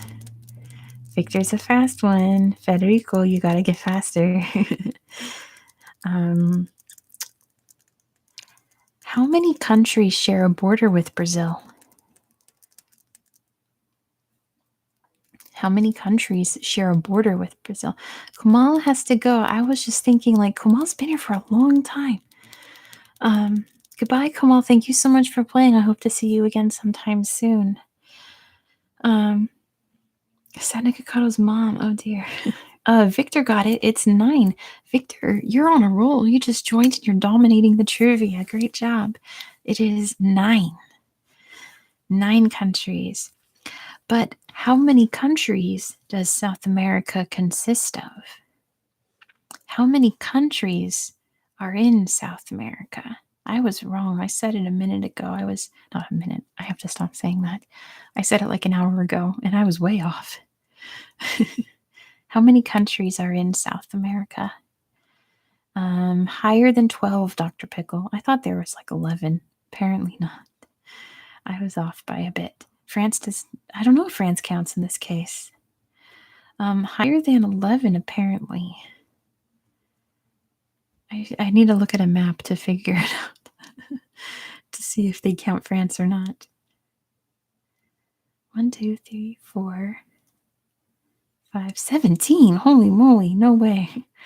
It's not 17. Wait. Colombia, Venezuela. I'm figuring out with you guys, even though I know the answer. Colombia, Venezuela, Guyana, Suriname, Brazil, Ecuador, Peru.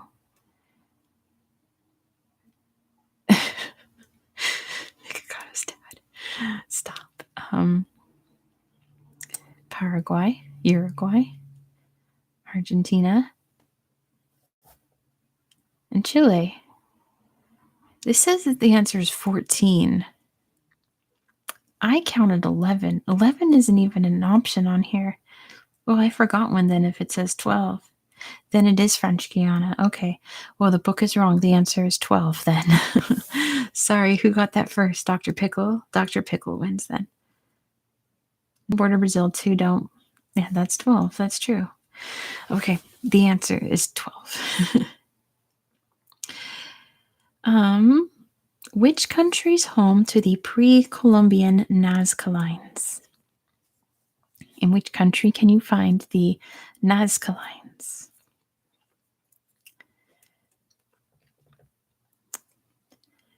Yes, Victor got it. It's Peru. Yes. Federico got it. Peru. I want to see them someday. I'm trying to pick. This has a lot of repeat questions.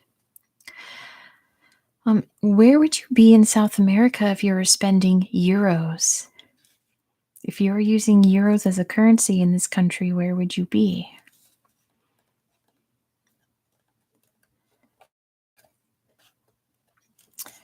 Who knows? Who knows? This is kind of a tricky question. If you're spending euros, is there NA? North America? Yes, there is North America. It took me a second. Yeah, there's all the continents are in this trivia book that I'm using. Federico got it. Oh no, sorry, Puff got it. It's French Guiana. French Guiana is the answer. Puff got it first. I mean, it's 11 p.m. where I am. I usually prepare to film at midnight. So I would, we'll do North America. I'm having too much fun. I have all night to film. It's all good. Where would you find the city of Cusco? Argentina accepts any currency? Wow. No way. How does that work? How would that how do you do that then? How do you do the exchange rate? Anyway, where would you find the city of Cusco? It has an elevation of 3,400 meters, it says. Nikocado. Go to school. Where would you find the city of Cusco? In which country? Oh, the pesos are weak. That's true. Federico got it before Victor. It is Peru. No, not Mexico. We're in South America right now. Mexico, and this is considered Central America. Bum, bum, bum, bum, bum, bum, bum. All right, I'm going to list a lot of Europeans in Argentina. I suppose, yeah. Avocado the goat. I mean,